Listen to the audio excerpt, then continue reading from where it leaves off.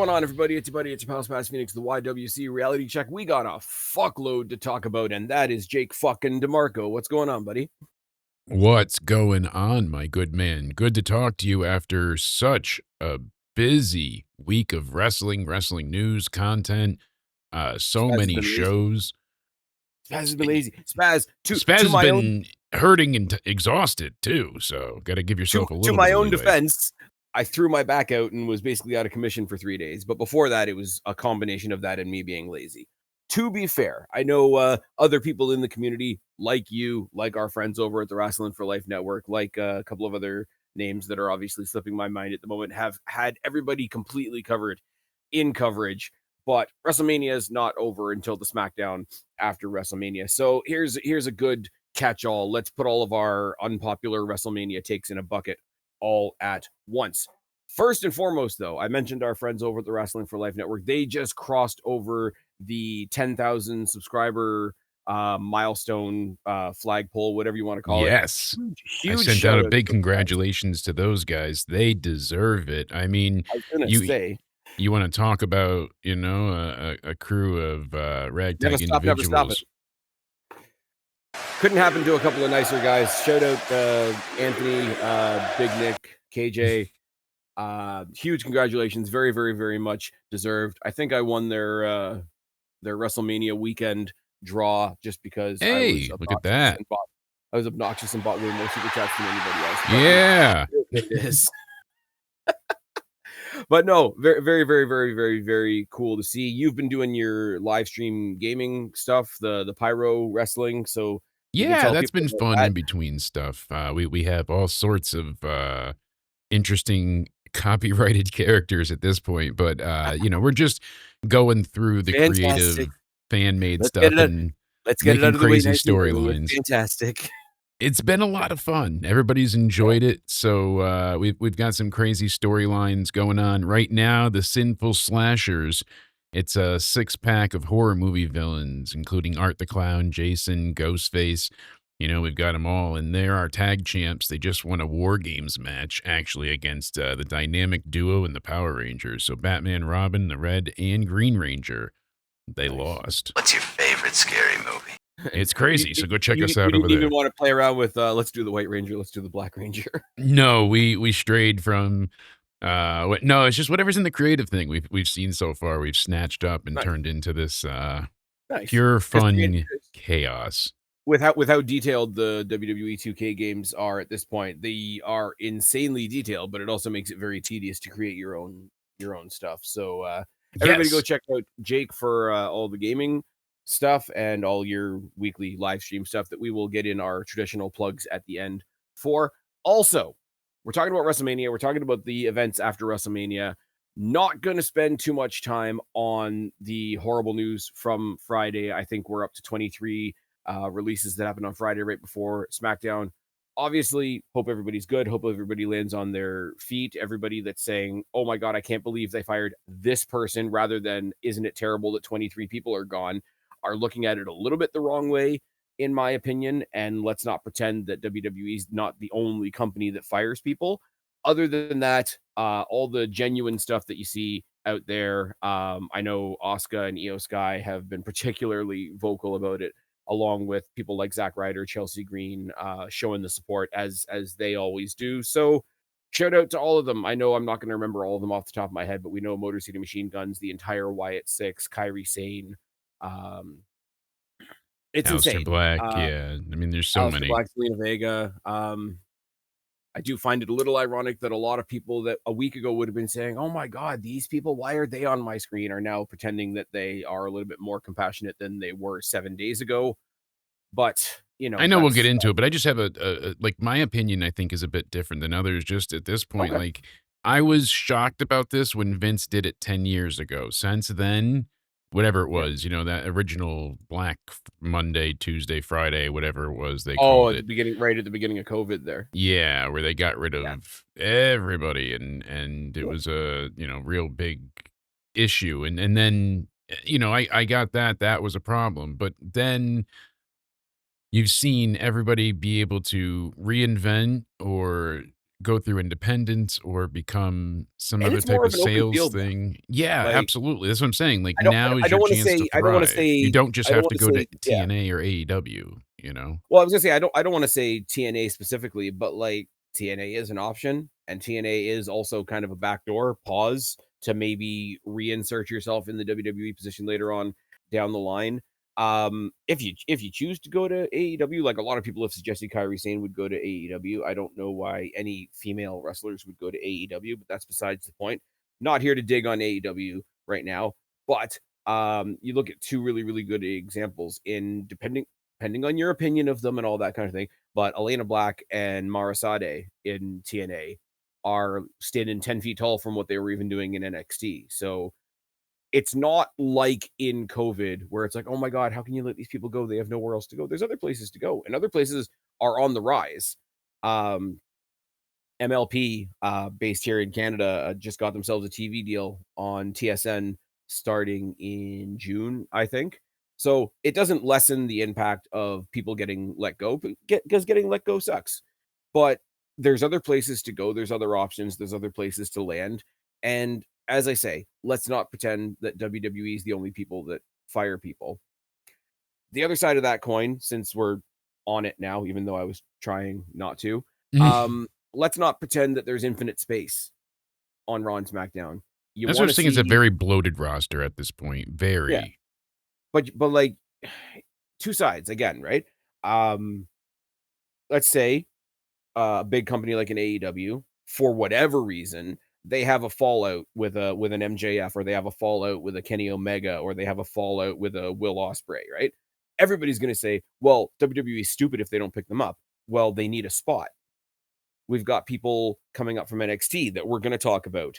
We have the brand new, and it hasn't happened this year, but this is sort of the first year that it could have happened.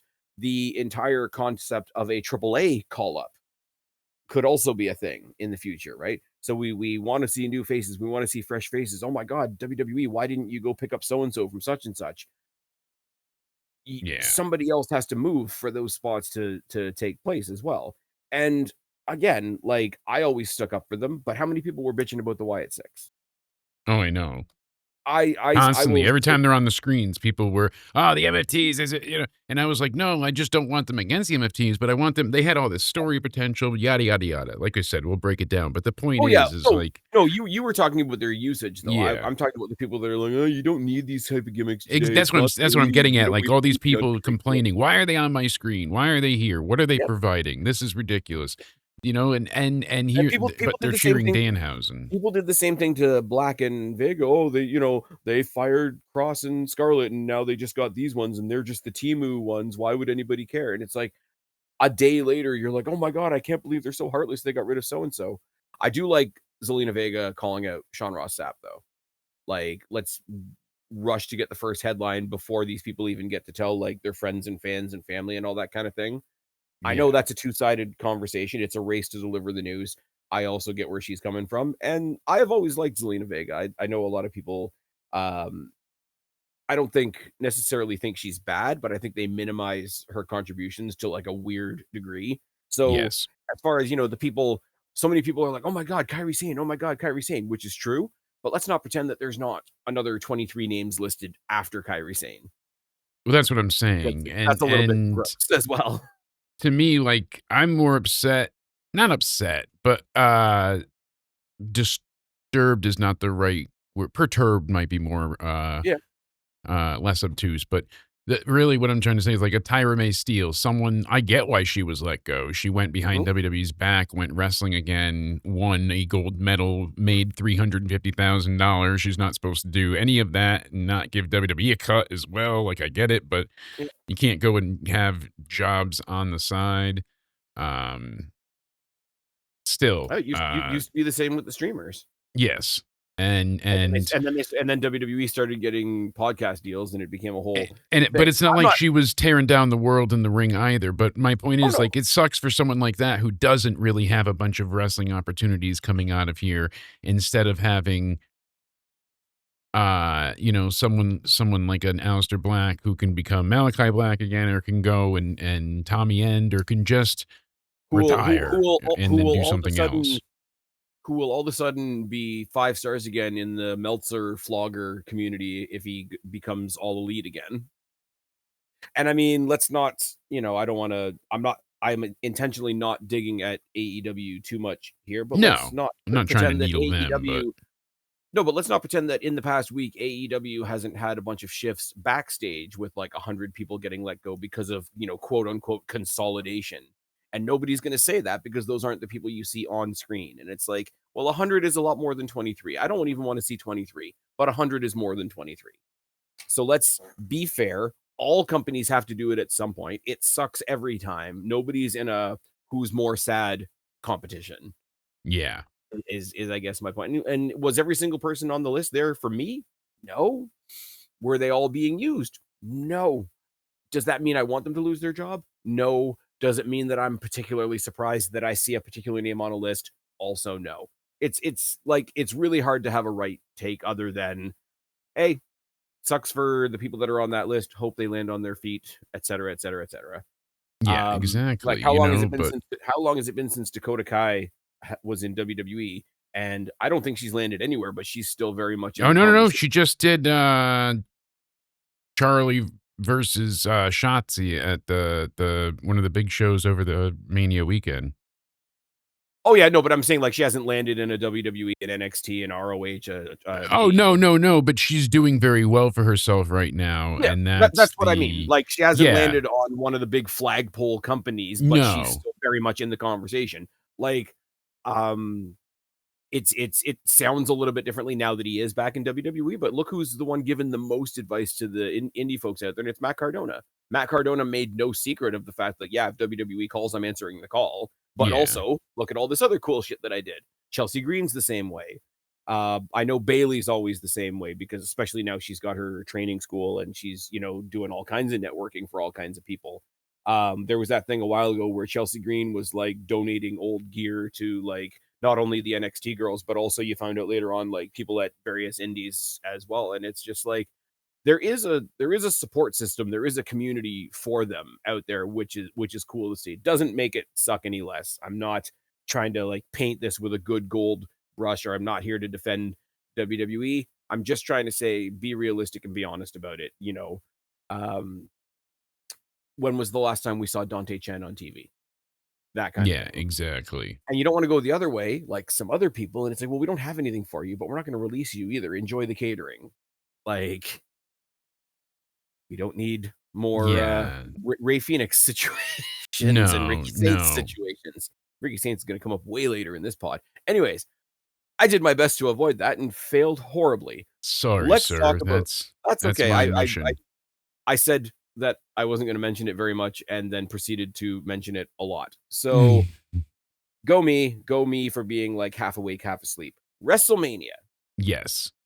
I'm still of the opinion, like I was when we did our preview, that I think I'm a whole lot higher on this WrestleMania than most people. Um, I Yeah. get the whole like night 2 was better than night 1. That's not even a contest. We knew that was going to be a thing Okay, before. so I totally agree, but I felt like I've been on an island for days. That's why I've been looking forward to talking with you. In Because which people are case, like, "Oh, you're just looking for the positive sake." And I'm like, "No, really, it's more than just that. It's more than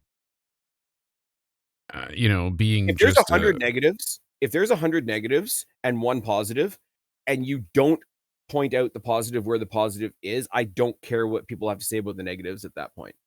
yeah. That's why I say, like, even with interpersonal relationships, right? If you're a dick to me 9 times out of 10 and then you're nice one day, I'm not gonna like it on the day, but I do have to admit that you were nice to me on a particular day, or else all my criticisms of you being a dick to me the day before go out the window. Yeah, then you And I have don't think nothing to there's as many stand L's. on. I said it to you before we came on air. We're gonna go through the WrestleMania card, and we're gonna touch on the Raw and SmackDown after Mania as well. That I think people are also weirdly freaking out about. SmackDown's a little bit more reasonable because it was off the back of all the release news, so everybody went into SmackDown in a bad mood, which is understandable.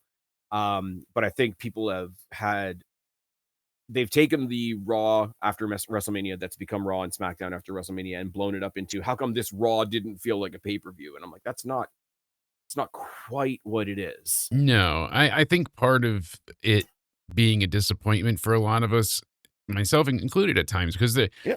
there weren't many, if any, surprises. I don't consider like it used to be like, oh, cool, there could be like now it's guaranteed that's when the call-ups will be. So like Mhm. it's just formulaic. It is just it just feels um in that ilk. But are we in the place right now, and we will get into each one because there are a bunch of names that I also like as well, which makes me incredibly biased.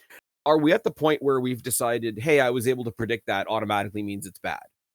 No, but it was also, like, not just predicted, but heavily reported, Yeah. like, it was all but a known fact that these people were being called up, like, I I have guess to the believe only one that I was surprised with was Lainey Reed. I thought they would get a yeah, if only Jasmine Nix held out for, like, 6 months, she could be making that main roster yeah, money. yeah. When we get to SmackDown, I think I think I'll make the case that Fatal Influence might be the story of the week. Yes. But, I think but there's all kinds of things to come to. It's like 2 big names that we were in the WrestleMania season before WrestleMania, leading up to WrestleMania. There was 2 big returns that we were expecting. One was Jericho, one was Paige. Jericho didn't go our way. He'd rather go, like, dick around with Ricochet. That's fine, whatever. If they didn't have the Nikki Bella situation, I have to believe that Paige would have been a Raw or SmackDown after Mania surprise. So I think they had to. This is my speculation. I'm not basing this on anything, but I think they had to shuffle some things. And I think that they in on both shows, they didn't give us everything on one night either. Like, here's one for tonight, here's two for tonight, maybe, and here's something you have to look forward to next week as well. Here's one tonight, and here's two to look forward to next week. And I think they've also gone the route of not entirely okay. We've had the Raw and SmackDown after WrestleMania. Now this is a regular Raw. Like, I think they're spreading that feeling out a little bit. Pause. Um, No, but that we will makes get there when we get sense. there. But Certainly. we can't talk about the Raw and SmackDown after WrestleMania until we talk about WrestleMania. And I said this to you before we came on the air. I have seen a lot of dumb takes. So what we're gonna do here Many, is we're many. gonna go Spaz and Jake versus the internet. You Ooh. and I are not going to agree on some of them, which is absolutely No. fine. We'll talk about each match, and then I'll pull out for each one. I've got a particular, what do you want to call it? Internet hot take, and we'll take it as it comes. Usos and LA Knight defeat the Vision and ISO Speed when ISO Speed turns on the Vision because they were basically dicks to him to even get him in the match. He's got his great, celebrity, social media real high spot with the thing on the table. It's a six person. The titles weren't on the line, obviously, because it's a six person. It's a bunch of either popular or controversial people, depending on your point of view. This was just to get everybody up off their feet at the beginning of the day. It wasn't going to set the world on fire. I don't think it was designed to. I think it exactly served its purpose. Yeah, look in my eyes. What do you see? It's TKO loving moments, baby. That's what they're all about. I've said it, I've Mhm. screamed it from the rooftops for a long time now. Triple H did it with the Seth Rollins injury and so many, like, not everything is TKO.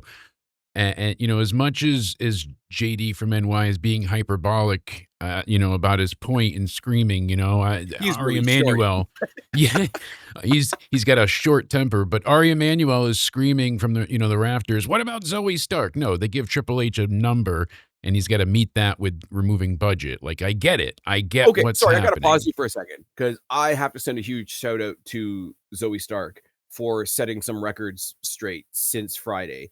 I think this is a Yes, really classy move on her part because a lot of people immediately, not because they care about her, but just because they want to take a dig at WWE. it's There's the narrative. WWE. Yeah, there's WWE releasing somebody while they're injured, and she actually came up and she was like, "No, Actually, they were she was with me." already cleared. Well, this is the thing, but no, but she came out and she said, "Let me tell you how they have the best like medical people in the business and whatever. They were with me. They had people from the company and from the performance center with me just about every day until my clear date. They made sure I was fine. They made sure even after I was cleared, they asked me if I needed anything. yeah, I've been released because, they didn't have anything for me, but they didn't leave me high and dry. They didn't leave me still injured. They didn't fire me while I was in the hospital. Like, that narrative is ridiculous. So, Like, the on a stuff day with where she's Ridge probably Holland was yeah, unfortunate, and it caused a bit of a rift jokingly between Cody and I because I was trying to bring mhm, up the empathy narrative. A streamer, iDubbbz, said he didn't yeah, find 30 till he was 30 empathy, and that yeah, was the joke we were making. But like you said, there's that narrative that people wanna latch on of WWE fed bad, TKO evil, and TKO mhm. might be bad, but But I think it's no, I think it's this is not me giving WWE credit. This is me giving Zoe Stark credit because on a no, day where absolutely, she's because she came on out and she fought. She could have just stayed silent, or she could have yeah, not lied, she but could have been run with like, it. "Yep, it sucks. They released me, and I On a I day where wasn't she back on where TV." people would have on a day where people would have not blamed her at all for being, like, more so concerned with herself and, obviously getting released is not a good day, she still took the minute to be like, "No,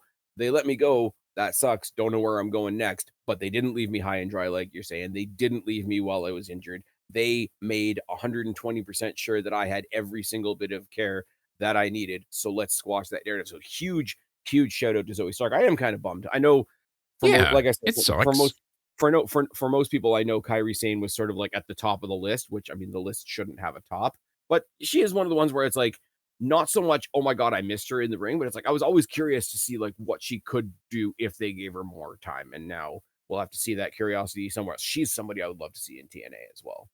Because Yeah, she could get in there and get in the mix. Her and Tessa Blanchard, I think, would be fantastic. But anyways, getting back to the whole thing, the thing about the moments, right? The argument of like, WWE is cinema versus WWE is wrestling. What's the old Ted Turner, Vince McMahon conversation? Hey Vince, I'm in the wrestling business. And Vince says, well, that's great. I love to hear it, Ted. I'm in the entertainment business. mhm. Like they're not doing anything they haven't, and I'm gonna get to this on a completely different match in a second. They're not doing anything that they haven't told you up front, this is what we are.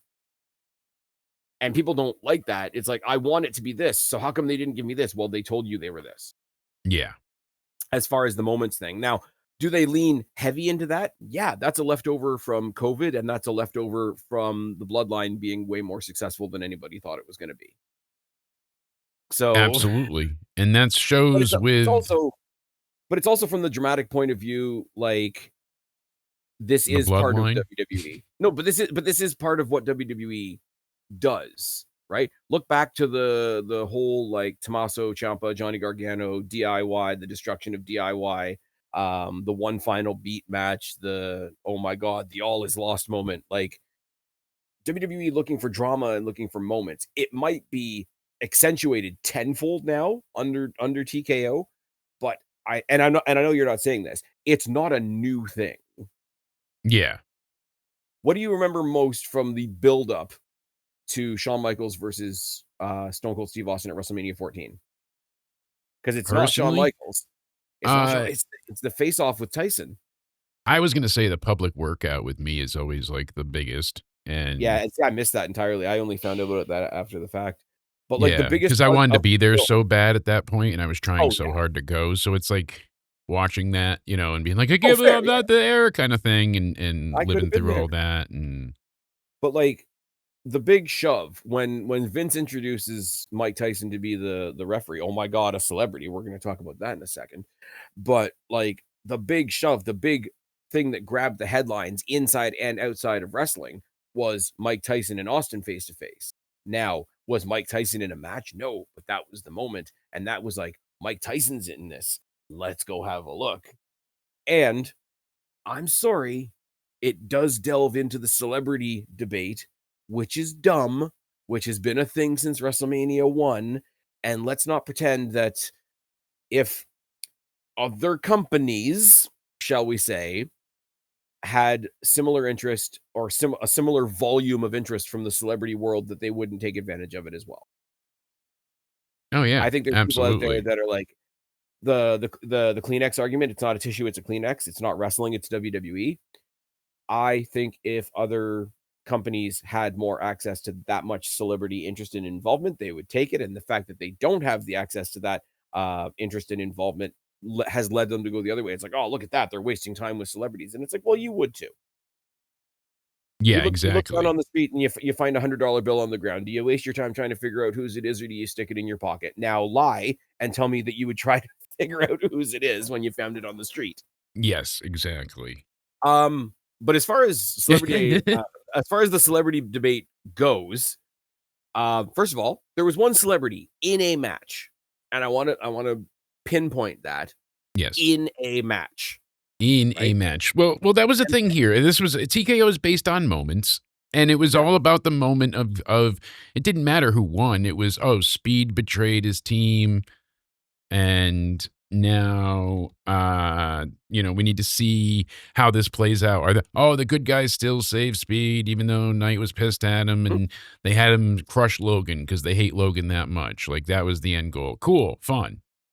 That was it. It was literally, people are gonna hate this, and I can say this because I was there, because it happened in the Dome. It was literally Rock beats Hogan, the rest of the NWO comes to beat up Hogan, Rock goes back to save him. Yes. It was that with different players. Exactly. Tried and It was true. that How with many times this happened before? It's a story as old as time with wrestling. And on top of it, they wanted the viral moment. He goes, he splashes him through the table. Logan gets killed. And then they go, I just wish they attacked Speed afterwards. I thought that would have been Mm. funnier. But besides that, yeah, it was entertaining. It was There's a little bit, because we've talked about it before. WWE, like, as much as people want to have the celebrity argument, they are very particular about the type of celebrities now that they're putting in matches like this. You're getting a yes. Bad Bunny, you're getting a Logan Paul, you're getting a Jelly Roll, you're getting a People Speed, that and have a ring I've actually tried. train. Yeah. It's not Hugh Like, Burt Jackman hanging out Kreischer on, wanted to do it, and they're like, "Oh, go get in a ring for 2 months," and he's like, "Oh, no, fuck that." He's like, "I just wanted to get in but a ring," and they're like, "Yeah, it's not Hugh a Jackman joke." showing up. It's not Hugh Jackman showing up to be the special guest GM for the night and clotheslining somebody on the apron. Yeah, he's not defending I Zack wouldn't Ryder out there, "Woo, woo, woo," you with the know? spike here. I wouldn't mind seeing him again, honestly. And you know what? As cookie cutter as this might sound, give me ISO Speed versus Javon Evans. Just something fun. And as I said, there wasn't much weight on this match. It was just a six-person tag at the beginning of the first night. It did what it was supposed to do. The celebrity debate is stupid. Yes. Um, I understand. See, people weren't upset with celebrities. Celebrities were the scapegoats. They're upset with TKO forcing their hand to ruin the narrative at hand. They had no reason at all to put Pat McAfee as the one. The story was going to be Aleister Black. Like, I get they put that out there too to make Triple H look like the good guy. Like, that was a intentionally leaked narrative. But still, you get it. I get it. that's okay. They I'm did gonna it. tell you. I'm gonna tell you about the brilliance of Pat McAfee later on. Don't worry Not about it. that Pat wasn't brilliant in his own right, but what I'm saying is he was interjected by TKO for the narrative of selling tickets. They did it with Rock. They did it with Rock again with Travis Scott. And then they did it, of course, now with everybody this year with Pat and Jelly Roll in it. So the They have celebs been got the they have been brunt of it. telling a brilliant long-term story for 3 years now of TKO fucking with Cody Rhodes, and he's gonna get his comeuppance. The same way as, it was totally real that they buried Daniel Bryan so that he could be the people's champion and get more Cena than Cena booking at WrestleMania. It's the Just same one thing. question. Who does Cody take down though? Like, who is TKO? Because it's not Triple H. They're trying to make that like so is it The It could have Rock been Pat. in the It could have end? been Pat, but people cry about it. We'll get there. That's what We'll I'm get saying. there. I didn't hate Pat for that job. I hated him being injected in the story, but like something needs to be. You know where I'm Oh, I'm yeah. getting at? Like it Oh, yeah, I just get it. it doesn't make because he went back out there Friday on SmackDown, which we'll get to, but I just Mhm. didn't want to gloss over that because I knew I forget to bring it up after the fact. But No, it's fine. I'll give you one that was a lot of fun, and I think in the preamble of everything else, it's kind of gotten lost in the shuffle. Jacob and Drew was fun. It was what it had to be. It was two big guys running into each other in a what do you want to call it? A non-sanctioned match, but presented at a very sanctioned event with a very sanctioned referee and a very sanctioned bit of commentary. And I'm sorry, unsanctioned just is always funny to me. It's like, but it's taking place in your event, but you're not responsible. But it is your employees, and you are paying them to be there, and you are paying them to compete, and their win and loss will, you know, affect future storylines, etc.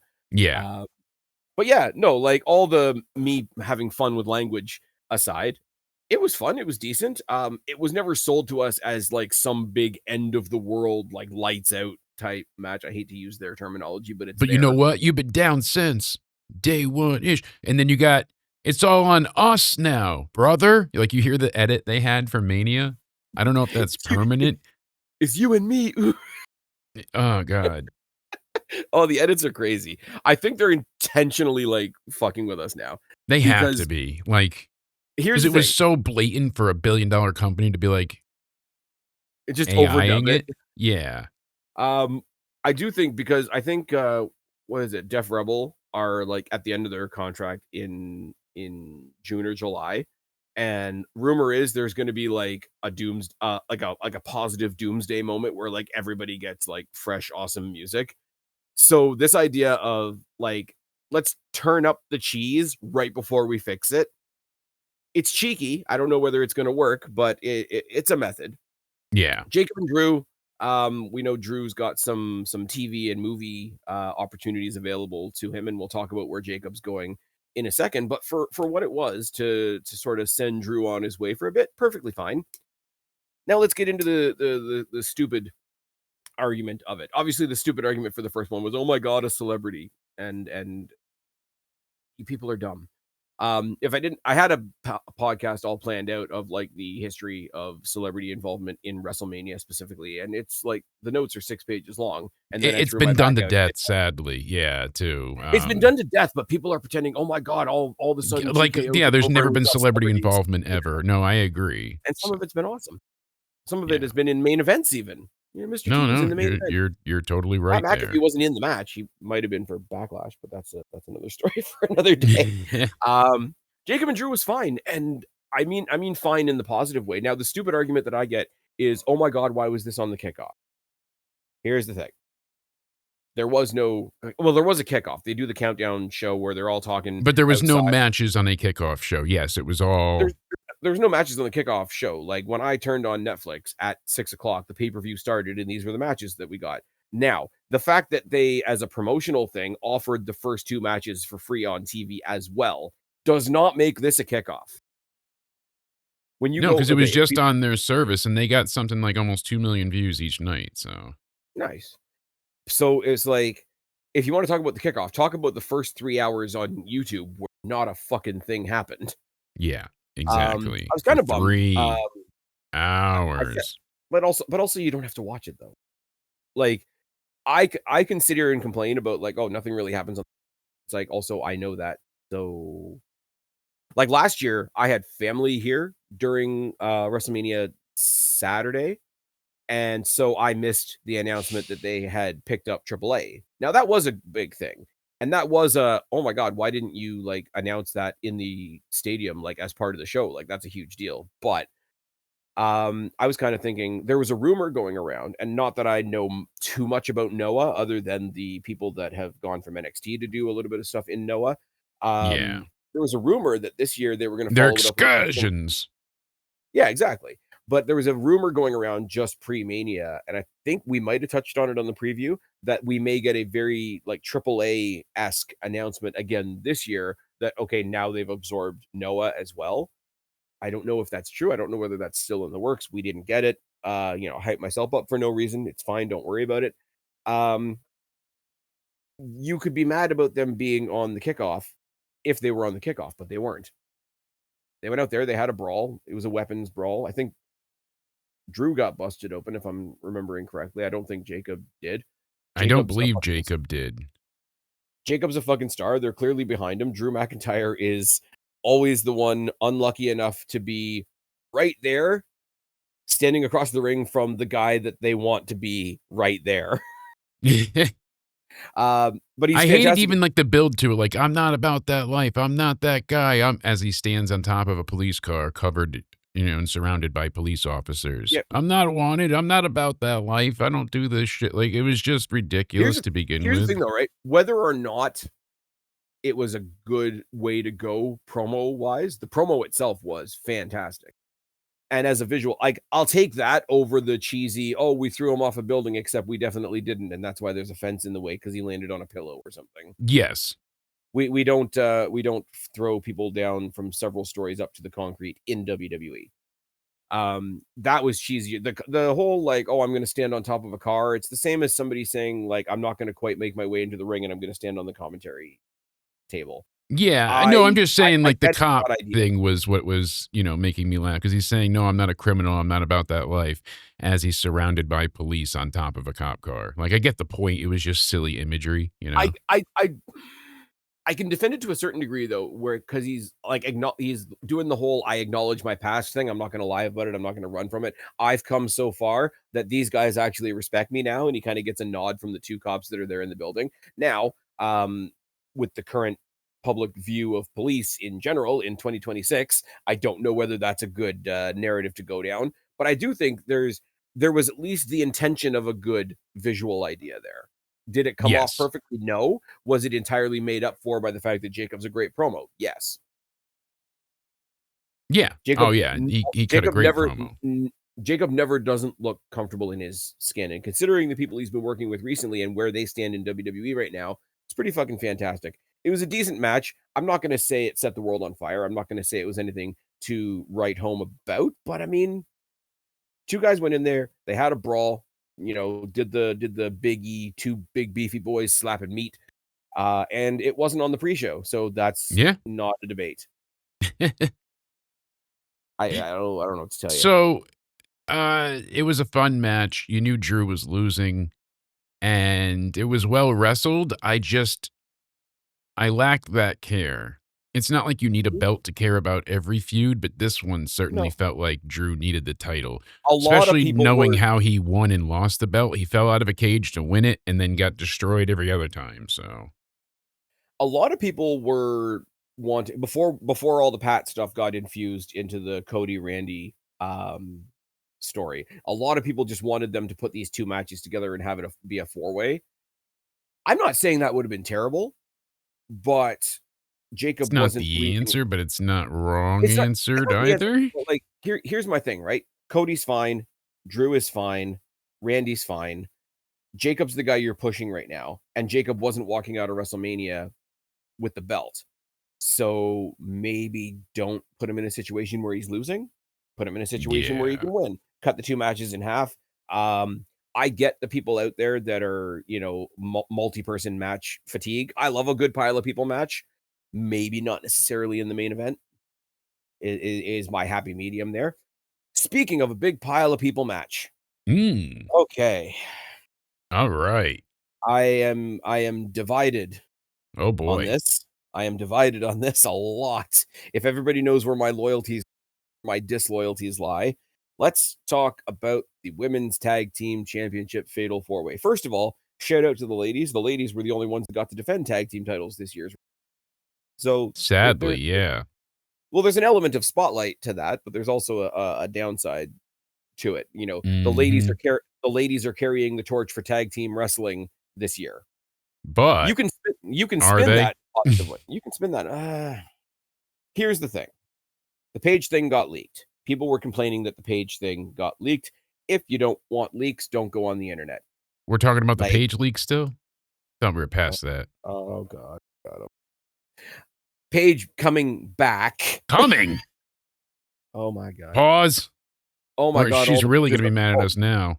All the pictures of her and Xavier Woods floating around. My I god. mean, just You know what? very poorly timed. Kudos to them for at this point being able to laugh about it. I don't know if I'd be in such good humor, quite frankly, if I were them, but it is what it is. Here's my point. I fucking love Paige. I do. I think she's great. Oh, I've I I've think always agreed with you there, her absolutely. her her contributions to switching from the Divas era to where we are now. I'm not saying she did it by herself, but her contribution to that has always been undermined, in my opinion. I Her mean, she her went ability to literally be the anti-diva in yeah, NXT is what brought male viewers to watch female wrestling in NXT. I don't care what you say. Because, yeah, I was checking it out, but no one was really giving a damn about female wrestling because mhm, everybody didn't give a shit about the divas. So when you hear the anti-diva and it's a hot, goth, young 21-year-old Paige or whatever it was at that time, and you're like, all yeah. right, I can get behind this. This is cool. I'd Sure. like to get behind But no, but Exactly. here's the thing, right? Is okay. Put my opinion of Sasha Banks aside for a second because if you took a cab from her eyebrow to her hairline, it would cost you about $40. But Maybe the four 50 horse, max. the four horsewomen are largely credited for the what do they call it? The women's revolution in NXT, as they should be, and even Sasha to a certain degree, right? But let's Yes. not pretend that when they all landed and the four horsewomen started becoming a conversation, the groundwork and the title itself had already been laid down, and it was laid down by Saraya/Paige, whatever you want to call her, and Emma/Tennille Dashwood, whatever you want to call her. Like their final match for the title, it was the genesis of the NXT women's division, the NXT women's title, and what we have as the women's division in WWE now. Yes. So Anyways, so I love the fact that Paige is back. As I say, I'm thoroughly convinced that she was going to be a Raw or SmackDown after WrestleMania surprise.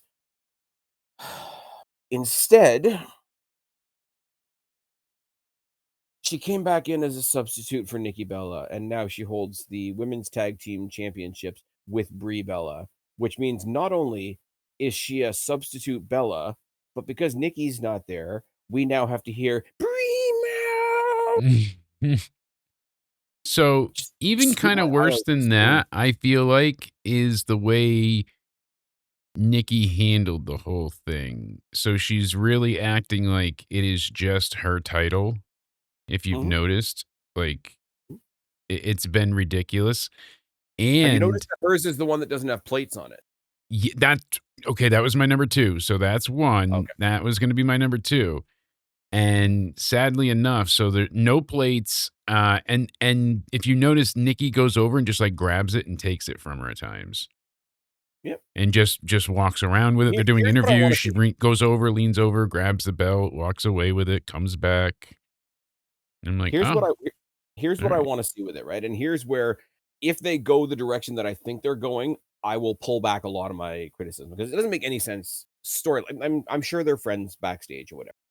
It doesn't make any sense storyline wise that Paige and the Bellas are on the same page at all. Pause. Pun Nope, intended. not at all. They're best of friends, Spaz. They've always been best of friends. They didn't hate each other. PCB didn't go to war with the Bellas, and you know what I Not even mean. that. I'm talking about specifically WrestleMania lore. Like That's one what of I'm the saying. creators. Like they've constantly battled from 31 onwards. Like fuck you. They're best friends. Paige and AJ Lee, and part of this led to the awesome double promo from Paige and AJ Lee way back in the day against not only the Bellas but the Divas division as a whole. Unfortunately for you, talent is not sexually transmitted, and all that type of stuff, right? All the anti-diva stuff that she was doing with AJ, and it seems like AJ is taking a break now. A lot of people are piling on AJ too, and that's super unfortunate. But they had that tag match and it was a lot of fun and everybody backed Paige and AJ obviously because everybody was sick of the Bellas and now you can't say that out loud because it makes you a bad person because Nikki's gone the Amber Heard route, so now if you don't like her you're sexist or some ridiculous fucking shit, right? Beep bop Here's what boop. I want to see. Here's what I want to see. When Nikki Bella gets back healthy again and she, like you say, wants to claim her half of the tag team championships, the Bellas are going to turn on Paige at some point. But it doesn't change the fact that the ones that won the match are Paige and Brie. So each one of them has a tag team championship. So Yes, exactly. if one of them each one of them has a belt, they go into a tag title match where they both pick a partner. Obviously, Brie's going to choose Nikki, and I don't want it to be right away because I don't think we need any more call ups right now. But eventually, Paige and Tatum Paxley. Oh, absolutely. Those two. And Tatum was very excited that Paige was back. So Well, I mean, I'm not saying she's a copycat or anything, but like you no, see but the two peas that fit in a similarities. very similar pod. No, absolutely. And that's not a bad thing at all. So I am Black eyed genuinely peas. I'm an asshole. It's fine. Here's another but thing though. I'm super Here's another thing. excited. So And you can't say you can't make history more than once. Obviously, that's why it's called making history. But as far as women's wrestling history, and I am going to bring AEW into conversation for a second. Not that we can say very much about what they do with their women. Paige has a very unique notch in her belt now. Do you know what it is? Are you trying to get me in trouble or? No, not notching on your badge. Oh, oh, okay. No, Not the same what one. accolade has she had that I've not considered? If you look at all of AEW and all of WWE, she's the only female superstar to win a championship at WrestleMania and All In. Ooh, good Dude, eye there. and I now didn't even she's consider that. now that she's come back home, and people hate that the wrestlers say home, and it's like, well, if you make me feel like I'm at home, you know. But that is her home. That's where she started. So I get the Well, people are just ridiculous. And unless you want to talk about the fact that she was like a mainstay in like the UK scene before she came to NXT, but yeah, big huge wrestling family in the UK. Like her mom, she had her first match before she was born because technically her mom was wrestling while she was pregnant. And not that I'm endorsing that kind of thing, but it's kind of cool as a catchphrase. yeah, no kidding. It is cool. Shout out to everybody else. Obviously, the rest of the people in the match. Lash didn't look a lick out of place for being on her WrestleMania stage. Nia Jax is probably one of the greatest turnarounds we've seen in a long time. Bailey Lyra, I mean, people are saying, "Oh my God, they're buried. Oh, my God, they're buried." So okay, it's fine. Then they're buried. Sure, that's what you want to call it. They're constantly like Bailey has not okay. Other than getting written off last year, that was kind of shit. Like, I'll be fair with that one. But like, when is she not involved in the title picture at WrestleMania or at least a title level match?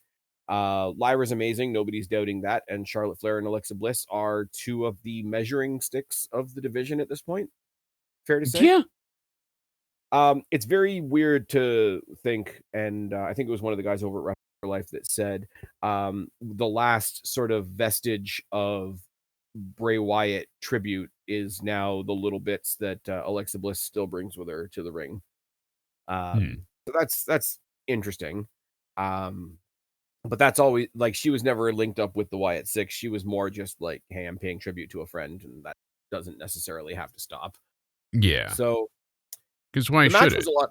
The match was a lot of fun. Paige looked good for all the people that were like, "Oh my God, she's going to be rusty and she's there for her tits." And I'm like, "Okay, cool." Sasha Banks is there for her lack of tits. What are we doing here? What are we doing here? As soon as the rumors were confirmed about Paige, though, you knew they were going to win. And it's one of those, hey, on the one side, here's this awesome wrestler that I've missed being in a real grown-up company and is now back and is now a champion. And she's bringing the Bellas with her. What are we Yeah, doing? Why do the Amber Heard twins need to be in WWE in the Big 26? Um, no one I don't know. knows. Some very, very cut and paste. Oh my God, how did she just walk into WWE and get herself a title shot? Well, she's substituting for somebody A, and the team that she's substituting for basically did the same thing. Yeah. And I like the fact that she's still at this point in her career younger than most of the top of the roster, and people are referring to her as an old nostalgia act. Yeah, exactly. Like, And I mean, not to be a ridiculous, sap, no? not to be a sap as well, but like even if you don't particularly care for what she does in the ring as a human being, it's very much like I would say about a Raquel Rodriguez. As a human being, at least look at some of the stuff that she's been through in her life and come back And from. go off I of mean, that, yeah. scandal situations and abuse situations and privacy stuff. It's like what we said about what was it, Mandy Rose and Sonya Deville with the whole like break-in angle. Like Yeah, I'm not saying Sonya Deville suddenly has to be your favorite wrestler or whatever, but Jesus Christ, like have at it for like getting back in the public spotlight at all.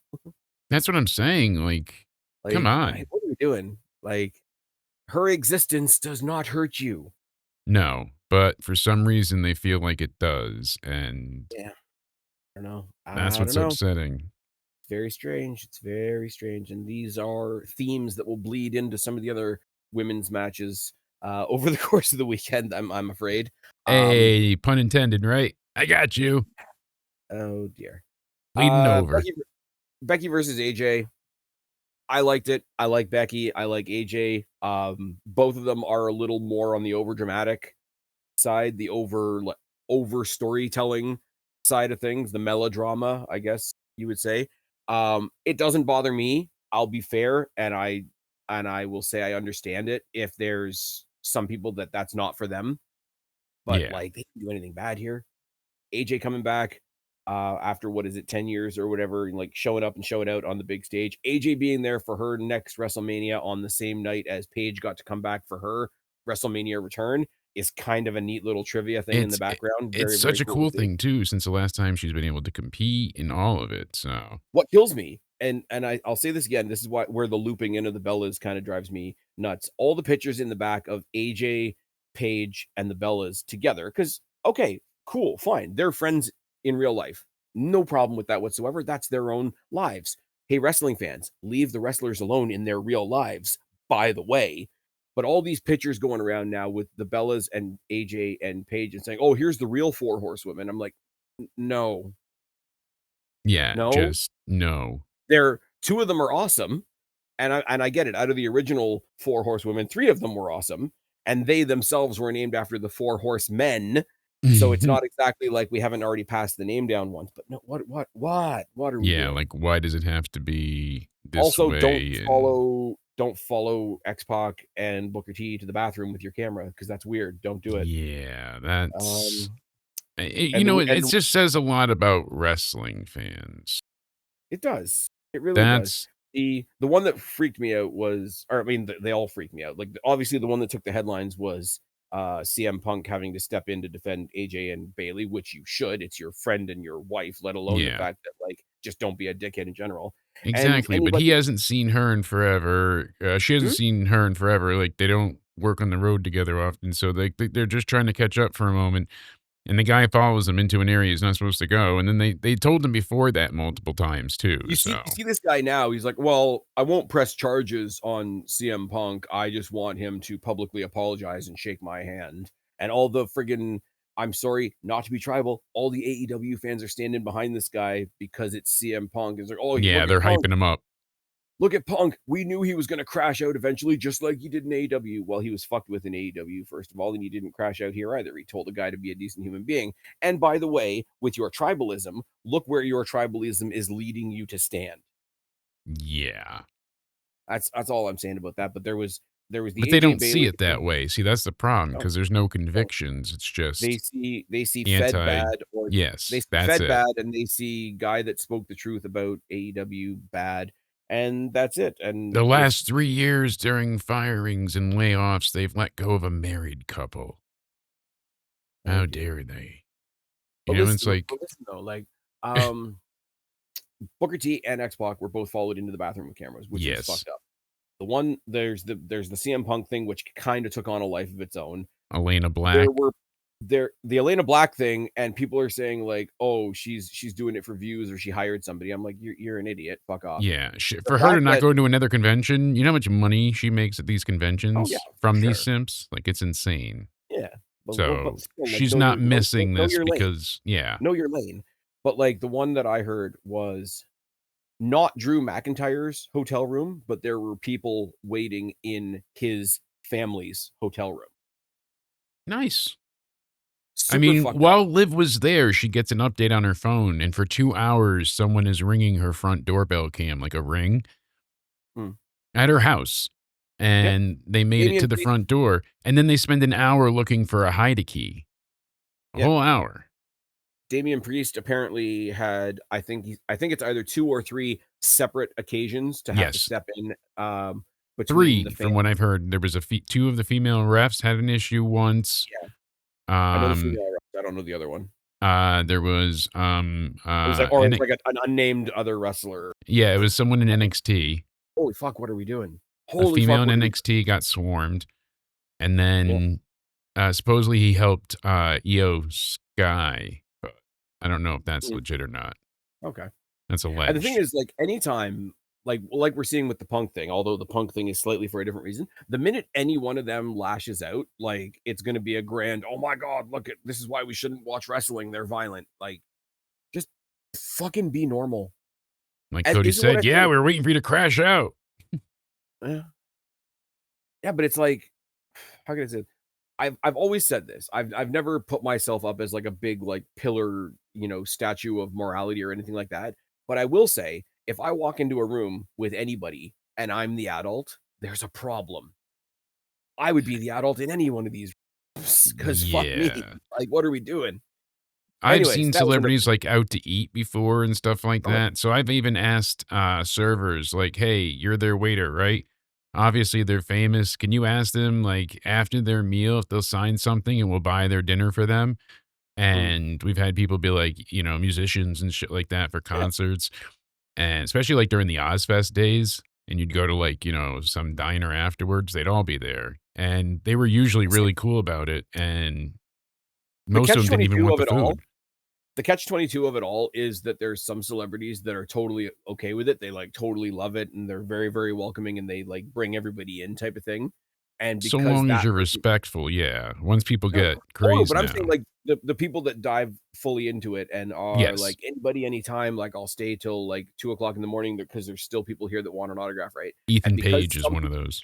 yeah, because some people do it, the expectation is everybody will because you don't Yes. want to those ones that are going the extra mile, you don't want to tell them not to do it because that's whatever. Because you're reaching out and you're connecting and you're doing stuff, right? But like it becomes this, well, he did it, so you should do it too, type of thing. And anyway, it's all fucked up. Just be fucking normal. And Yeah. to continue the be fucking normal conversation, why are we gangbanging on versus Raw?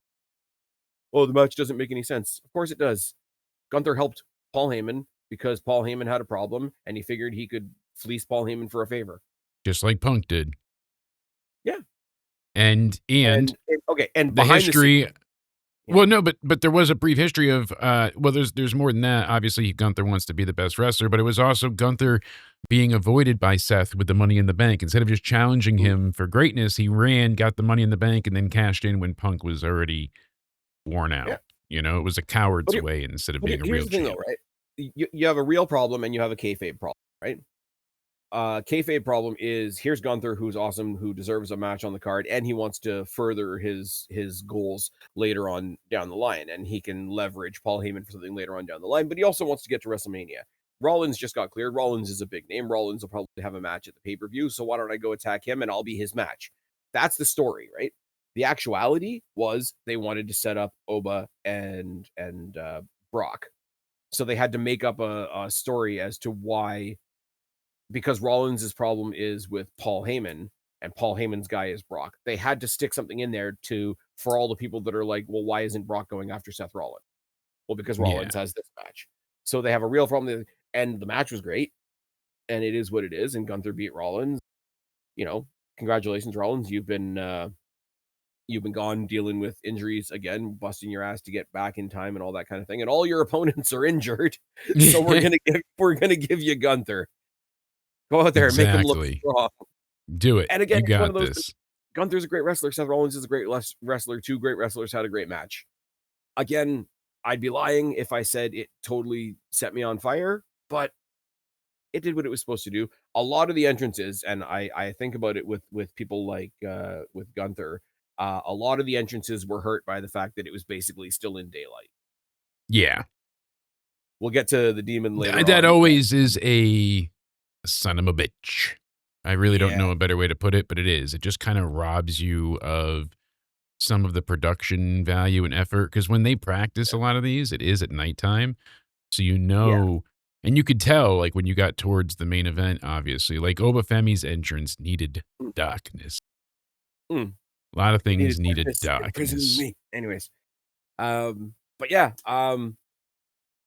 not much to say other than two good wrestlers had a good match, and I'm not very surprised. Doesn't mean I didn't enjoy it at the time. Also, fighting with Roger Cable at the moment, so I lost my WrestleMania feed about 5 times on Saturday, and then once on Sunday before Punk's entrance. So thanks for that, Rogers. You can fuck off as well. Um, but like, it's one of those. It was a really good match, but I don't have much to say about it other than the fact that it was a really good match, and people were like intensely playing dumb so that they could make oh, this doesn't make any sense. Well, it does actually. Well, why isn't Gunther in the title match? Because that's already been spoken for by the guy that won the Royal Rumble. Fuck are we doing? Yeah. Anyways, Yeah. let's get It back to was the just lady. marred by injury. That's what happened, and they didn't It was. have faith for things, and it sucked because Braun Breaker came back at that fucking show. So they couldn't have done it. Like, oh, we don't want a 2-week build. The whole thing was a 2-week build. God damn it. You Yeah. know, like shit like that. But hey, Yeah. at least we got a good match overall, I will say. Night 1, not as good as night 2, but still entertaining. I was entertained. Yeah. What did you think Good. of Solid. the women's match next, correct? Liv and Steph. I think they Yes. had a really nice, really short match It was with a decent reason. Both of them were injured. They didn't want them to go out there for an extended amount of time. They did the absolute most with everything that they could do within the time that they were given. Stephanie Vacour is a star. Liv Morgan is a fucking star. A lot of people are mad about the result for the same reason that they're mad that Paige won, but necessarily not mad that Brie also won. So I'm noticing a trend. Moving swiftly on, the argument was about the length. This was longer than one of the bigger men's matches on night 2, and people are still trying to push a sexist narrative, which is kind of silly because it wasn't the shortest match on the card, and every match on night 1 was shorter than it should have been. So talk about the length, talk about the length being an issue. Oh my god, we're gonna cry because there's ads. I know. But like this was the card that had one extra match on it. Everything ended up being a bit shorter. Sorry about your luck. And in this case, the shortness of the match was due to both of them carrying injury. So that's Um, actually not true. That was proven to be factually inaccurate, especially because well, Stephanie didn't, but Liv had a longer match the following night with Soul. That report turned out to be bullshit. I thought it was correct as well. Just like they said, Cody wasn't going to be on Raw due to injury. You know, but people pushed that out. that's what okay, but that's Raw though. She had one entire extra day of recovery, and Stephanie wasn't on the show at all, other than to look at Yes, her. but that was the scheduled time the entire time, actually. So the report was just blah. More Okay. sugar. But here's the thing. I went into WrestleMania screaming from the rooftops to everybody, do not expect a 20-minute spectacle from anybody but the main event. You'll get 20 plus for whatever, but besides that, it's going to get in, get out. We didn't even get promo packages before that wrapped up and told us what was going on, heading into these matches. People that only watch WrestleMania had no idea what the story was for most of it because you either saw "We'll be right back" or commercials. Now, yes, you, me, faithfuls, regulars, I've been saying it forever now. They went from 6 to 5 to 4 match cards to get in, get out, get done in less than like 2-hour, 15-minute windows. Mhm. Raw's 2 hours and 25 minutes. SmackDown's 3, but only because it's obligated to be so. And no other show goes above 3 hours ever.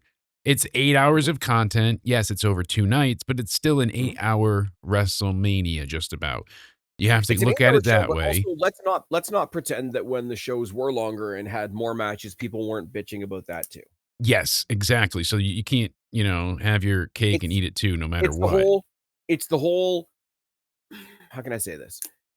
People want to bitch because they want to bitch. What's something I can bitch about? Oh, I can pretend that this card is too long. So I'll bitch and bitch and bitch and bitch and bitch about the card being too long. Wait a minute, you shortened up the card? Now I don't have anything to bitch about, and that makes me angry. So now Yes. I'll say I'll Cody say that was the show. bitching. There's no wrestling at WrestleMania. I said there's no wrestling in wrestling anymore. They don't wrestle in wrestling. Like that's what. Look at Raw. The longest match is 7 minutes. Like we've been saying this for a year, 2 years at this point. Like TKO has been changing it down. There's more ads. There's more sponsors. The ring is littered. You can write your name in the ring now and get it sent to you. Like where have you been? It started off with just one Center Prime logo, and now the whole thing is covered from top to bottom. This is not new. I guess that was like the most egregious People are issue so I had shocked with by all it. of it. Here's the thing. I thought it was going to bug me too. I'll be perfectly honest. When we saw the first Prime sticker in the middle of the ring, and it was Yeah, like it didn't brightly though. colored, and it didn't bother me at all. And the only reason people are so shocked by this is because WWE didn't do it for so long. Look at any sports field. Look around the edges of any hockey arena. Look Yeah. at the billboards at a football event. Look at other wrestling companies. Look at the Jumbotron, even with AAA, even though it's under the WWE banner, their Jumbotron is playing ads nonstop. You just don't care because you're watching what's in the ring. TNA Yes. has ads on the ring. New Japan, from the little bit that I've seen, has ads on their ring. And I say, and I'm not saying this as a dig because No. I don't care, but AEW, WWE's closest competitor, literally have had the Cracker Barrel match.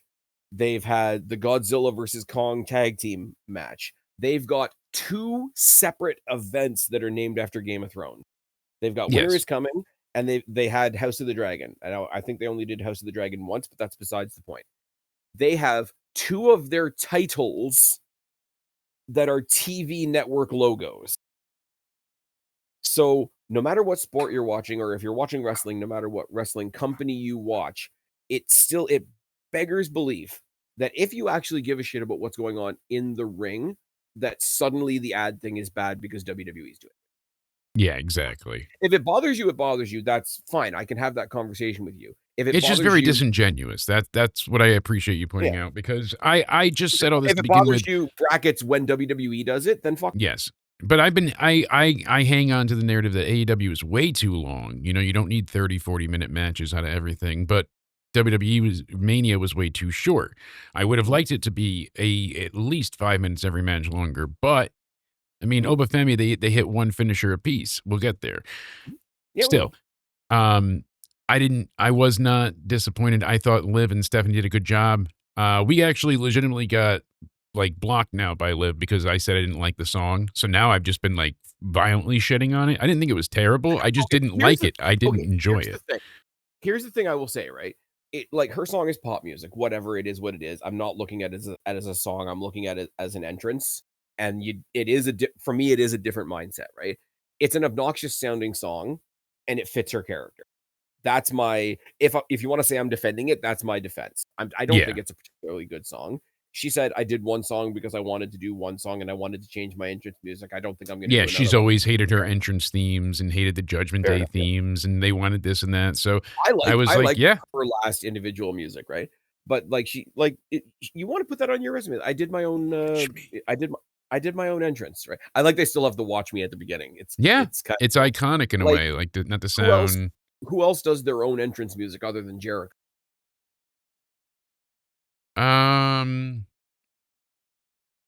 Right? I forget at this point. I know there's got to be a couple that I'm not considering, but yeah. Yeah. But here's the thing. I don't mind her singing it because she actually has a good voice. Like I said before, though, it's a terrible song, and I wish it was a better song itself. Does it work as an entrance theme? Yeah. It just like I didn't care about the dance wasn't bad, all that stuff. Like I said, it was not. I want to give her. That's where I wanted to give her credit actually, because this is where whether you liked it or not kind of goes by the wayside for a second. You came out, you did an entire dance number, and then had a match. Yeah. I can't do that. I can't do that. No.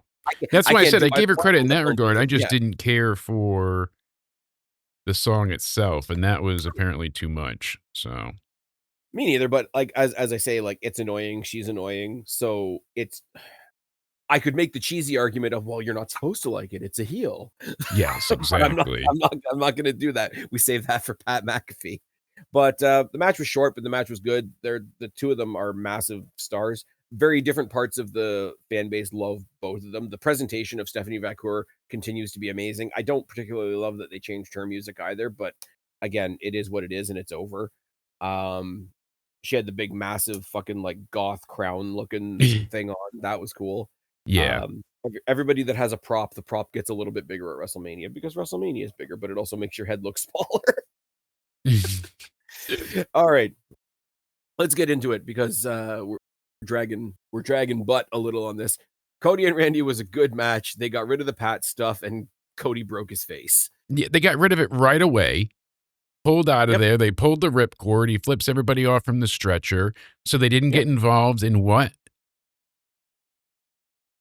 The main event. Mm-hmm. They didn't get involved in it. The bell didn't ring until they fucking got out of there. So I don't know why people acted. I got so much shit during the night one review, Spaz. It was ungodly because I said, was on an island. I'll correct you because he does come back. He does come back, but he's such a non-factor. He didn't do a fast count. He didn't decide the match. Like nothing. But here's the thing. Jake, what did I tell you before WrestleMania? If it's crap, we'll say it's crap. And if it's brilliant, we'll have to say it's brilliant, right? Yes. It's brilliant. It worked very well. Was it what we wanted? No, but it worked very well. The only thing I didn't understand is why I didn't do any type of fast count, but everything else Here's the thing. was Pat came perfect. in and presented you with the potential for the next 6 months of story that nobody liked. So, because he is out there to love on the fans more than anything else, he took this thing that everybody was upset about and put a stop to it. And he fucked off. He's Yeah, brilliant. because he actually cares. He's the MVP of wrestling. Yes, he actually cares, and he was like, "If you guys don't see Randy win, I'm fucking off." Yeah. And he fucked off. Yeah. And he took an RKO. Like, I was angry because he was involved in the story via TKO. I didn't try to sound like I was undermining his brilliance with you, because he was always excellent. Like, him and Jelly Roll were acting better by miles compared to most in the roster. Selling, acting, believability, like all if he's of it. fucking off, that's fine. But apparently Jelly Roll is too, because they were both like really affected by the backlash. Yeah. And it's one of those, like, I don't need him in the main event, obviously. No, but like, fuck, that sucks, right?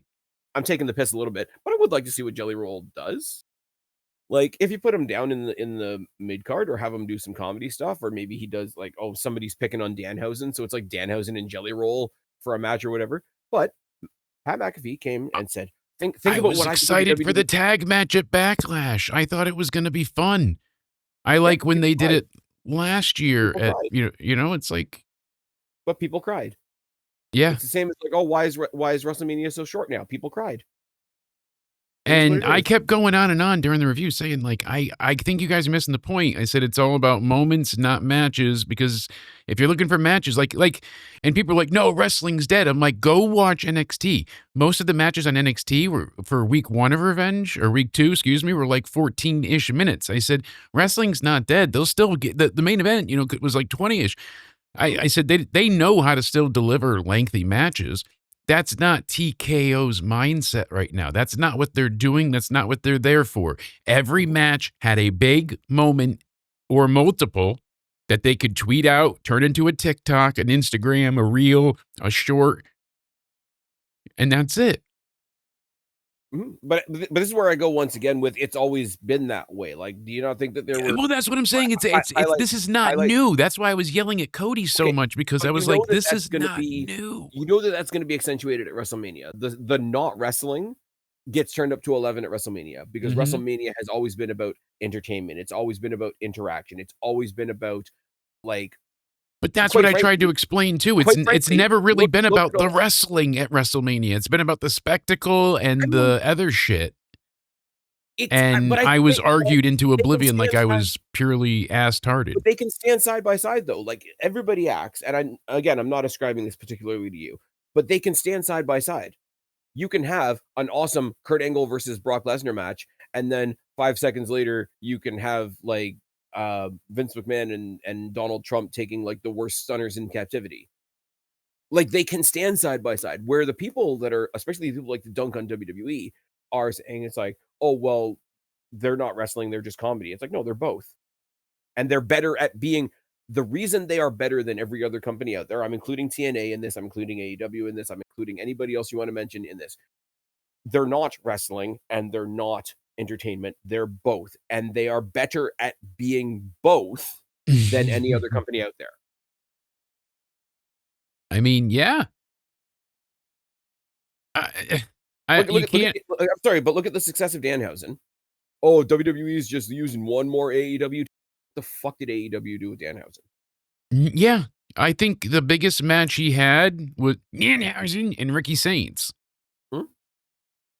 I'm not trying to sound like an ass. Like, I'm being legitimate here. I think that was he came out, he cursed. I love that you call Saints as well. Yes. Anyways, but I'm just saying, like, Cody Randy was a Cody Randy match, and like Randy's matches are typically guilty of being a bit slow.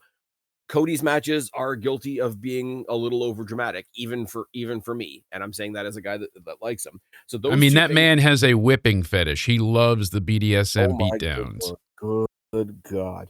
No, but you got Cody, who's a little bit over dramatic, and Randy Orton, who is the pinnacle, like the prime example. The epitome of slow.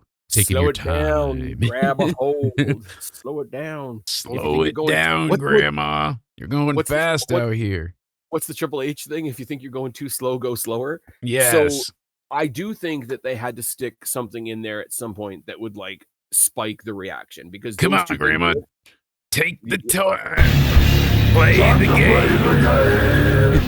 Take the defibrillator paddles. No, so I'm saying this as a guy that likes Cody and a guy that likes Randy. The two things that those two guys Yes. are accused of, they could have come together for a very long and very drawn out match.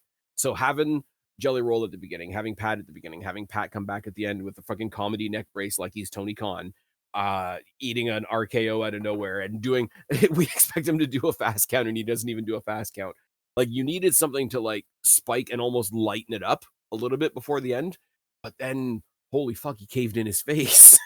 Yeah. Jesus Christ. And I love all the people saying, "Oh, that was from earlier in the match," or that wasn't the kick. Like you saw the instant swell reaction of him getting hit like that, but that wasn't enough for people. Like, Yeah. oh, it was a bad kick. It was like all these things, and I'm just like, you guys will never be happy with anything. It was accumulative. I think he did take some initial attention on that side of his head, and then the kick. Yes, because he got punched in that. He got punched in the eyebrow, and that's what originally opened him up. I'm not saying like, but that didn't cause that amount of swelling. Is my point. And I will say, like, this is where WWE kind of benefits from having two world champions because Backlash is in like 3 weeks. And you need to have at least one world title on there, if not both. So if Cody's, rebuilding his face. Yeah, let's take a break. Hey, Roman and Jacob. I didn't mean break my face. Jesus. Yeah. Yep. Well, All right, buddy, old pal. Before you give me your score, I gave it a 6.5 for night one. We haven't talked about it yet. No, I know. We've missed something. What did we miss? We missed the thing that everybody says makes me an asshole. Uh-oh. John Cena comes out to announce the attendance. And then we have to alter the attendance by 1 because apparently Bianca Belair coming out to announce that she and Montez Ford fucked successfully is a WrestleMania moment. Well, we went ahead. We found out how many people attended night one. We divided it in half, and then we had to find like how many were children. So we did the math, and we actually had to count sperm because semen could be children, right? And those are all potential children. So night one had 500,242,666 attendees. Anyway, fucking A, right? Try and beat that record. Let me be clear. This is not a dunk on Bianca Belair or Montez Ford. I think it's funny that Montez Ford announces that he's about to become a dad and then decides to come back to work. But here's the thing. You said it, I heard it. How many amazing women in the WWE are moms or surrogate moms or have families, etc.? You got your Maurices, you got your Becky Lynches, you got, Jade Cargill. There's a lot of awesome moms in WWE, right? Absolutely. Trying to do that whole work-life balance, trying to be a superstar. And a lot of great dads, too. I know that's not your point, but I'm saying, like, you can have children and make it work. And a lot of great things, right? Yes. And you can now be a parent in the business. It's feasible. Yeah, it's workable. Of course, it's doable. Which is amazing. Okay, let's take a second to clap for that because that's fucking amazing. Work-life balance is an important thing. My point because that did not exist before, so crowd goes wild. But here's the thing. A lot of really awesome moms in the WWE. How many of them got to halt WrestleMania to tell the world that they fucked successfully? I mean, the only name that people are going to come up with is Becky Lynch, and I will tell you why that doesn't count. Becky Lynch had to come out and announce it because she had just won Money in the Bank. No, she was the champion. Sorry, she was the champion. Yeah, and she had to relinquish the title. So they had to address an in-story title hot situation. swap. Yes. Well, she put her belt in the briefcase, but it wasn't used as I mean, in the grand scheme of things, do I care? No, but it was the way they went about it. Like, it should have just been a from the crowd thing. She didn't need the whole entrance and I'm just saying, she should have just been in the crowd, holding a mic, unveil they did it. This kind of thing for everybody, but it's like, they don't use Bianca enough. Well, she hasn't been there in a year and a half. And it's like, oh well, I bet they they don't even talk about it because of fill in the blank. And it's like, okay, she got to come out after not being there a year to announce that she's not going to be there for another year, and she got to stop After missing a WrestleMania. year for a finger, now you've got Yeah. more than a finger inside you, plus an extra Well, 10. here's the thing: they didn't have fingers, so they had to use something else, and now there's a baby. But I'm Oh. like, I'm happy for her. I'm happy for Montez. I think that's fucking wonderful news, right? God is But good. Have kids. I love it. That's not the thing here. Like, that's not the issue. They pick and choose who they want to celebrate, and I think that's really crass. And I think There's her baby, sponsored by Capital One. Like sponsored by Hershey's. Anyways, what moving swiftly? I had to. Sorry. Well, but you get my point, though, right? Yes, yes. I'm not Loud and clear, I'm not sir. shitting on it. I acknowledge that it was a really nice moment for her, and I'm happy for her. And I don't want to say don't give people nice moments. The dichotomy behind the sentiment of it all is what we're pointing out. Very. I'd be lying if I said I didn't think there was a little bit of identity politics in this one. Oh, it's yeah. like, oh yeah, sure, it's a nice thing. It's like, okay, I'm going to give the homeless guy at the end of the street $5, but I'm going to make sure to videotape it for my Instagram. It's that kind of thing, you know what I mean? Yes. Anyway, but overall, obviously happy for her, happy for Montez. Like I said, very self-aggrandizing, but hey, you got a moment out of it. Because that could have been another small match. That could have been, that's the point. People are complaining about things, but then they're like, oh, that was great. So you bitched about other things because you could have had like a type of Danhausen segment moment there, like you did the next night. You know what I mean? Like you can't have it both ways. The John Cena stuff was kind of like, on the one side it was cheesy, and on the other side I'm like, this is a guy that friggin' came to work and found that he didn't have to do anything other than announce the attendance. So I can't hit on the hustle for that. No, and Danhausen went ahead and was like, hey, by the way, do you want to do this with us? And Cena was like, absolutely. Yeah. How do you not get on board for that? The Danhausen stuff was a lot of fun as well. This was, as I say, I get the idea behind it. I'm just like, it'd be kind of nice if you spread some of that attention around. Absolutely. That was my point. It could have been a whole segment for somebody else. Instead, her walkout, it could have been a match, could have been something. What about Julia and Tiffany? They couldn't have had 5 minutes? Could have been Paige having her own comeback match instead of filling in for somebody else, but I digress. That's what I'm getting at here. Thank you. You're despite like there's some stuff there that wasn't great. There's some stuff that fell off the face of the earth. But if you're asking me what I think about night one, 6, 7-ish, 6, 7.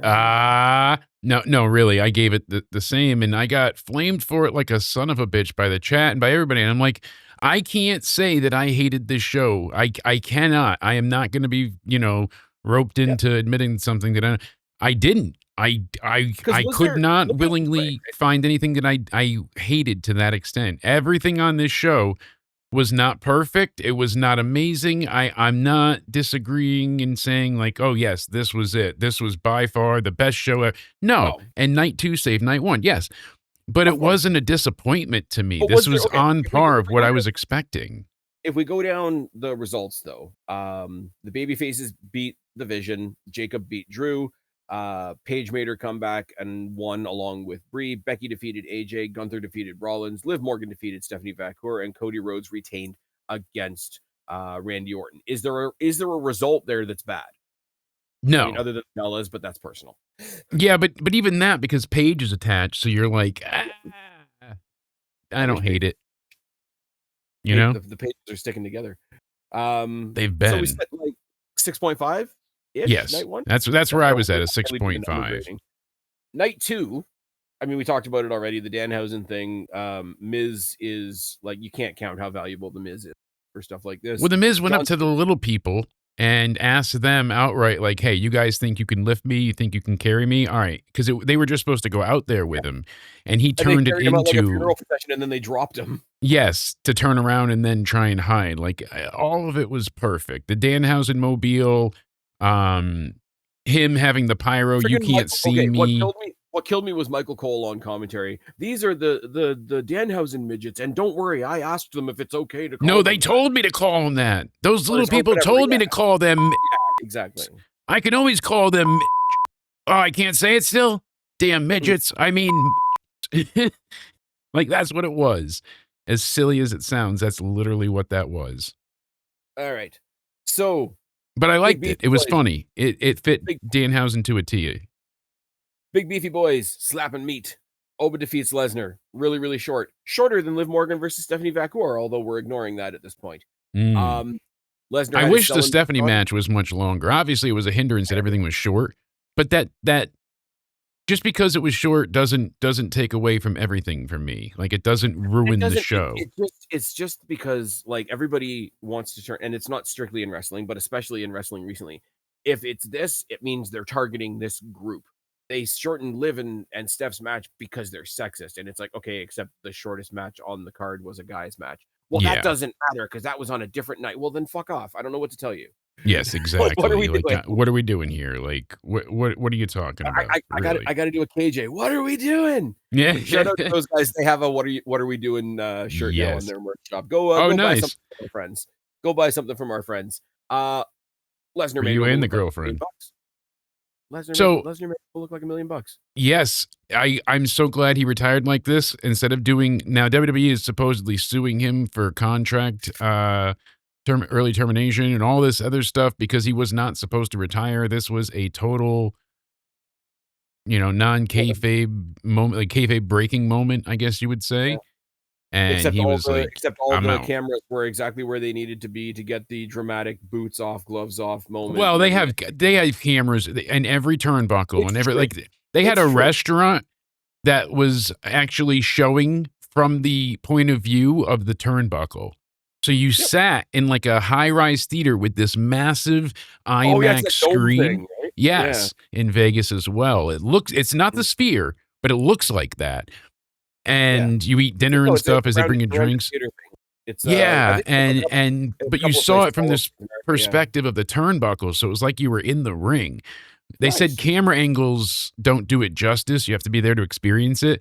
And as much as you think that might be bullshit, that is true because I of don't wanna watch that perspective. entire I don't wanna watch an entire show from one point of view, though. Like, if I'm there in person, Well, obviously, they you're did sitting. switch up every now and again. They did have Okay, things yeah. go from like I thought you were saying, one like, to they the did it from other. that corner for the whole show. I'm like, you're No. missing all the entrances and everything. No, they would go to different angles, but Remember when then for the WCW tried to do matches, they would stay in that for the most remember when part. WCW tried to do the ref cams? Yeah. Good idea in theory, but Not they really. had him That's with the like big, it's like headgear it's like on. if wrestling was the Blair Witch Project. Yeah, it Um wasn't But yeah, no, practical, but was people are funny. upset. Oh, he's totally stealing Oba's moment. It's like, no, he's extending the fact that this was his last match, which further credits Oba with ending his career. Yes. And Oba comes out the next So night and not just only like does he put the ruler has Obafemi arrived. over, Yeah.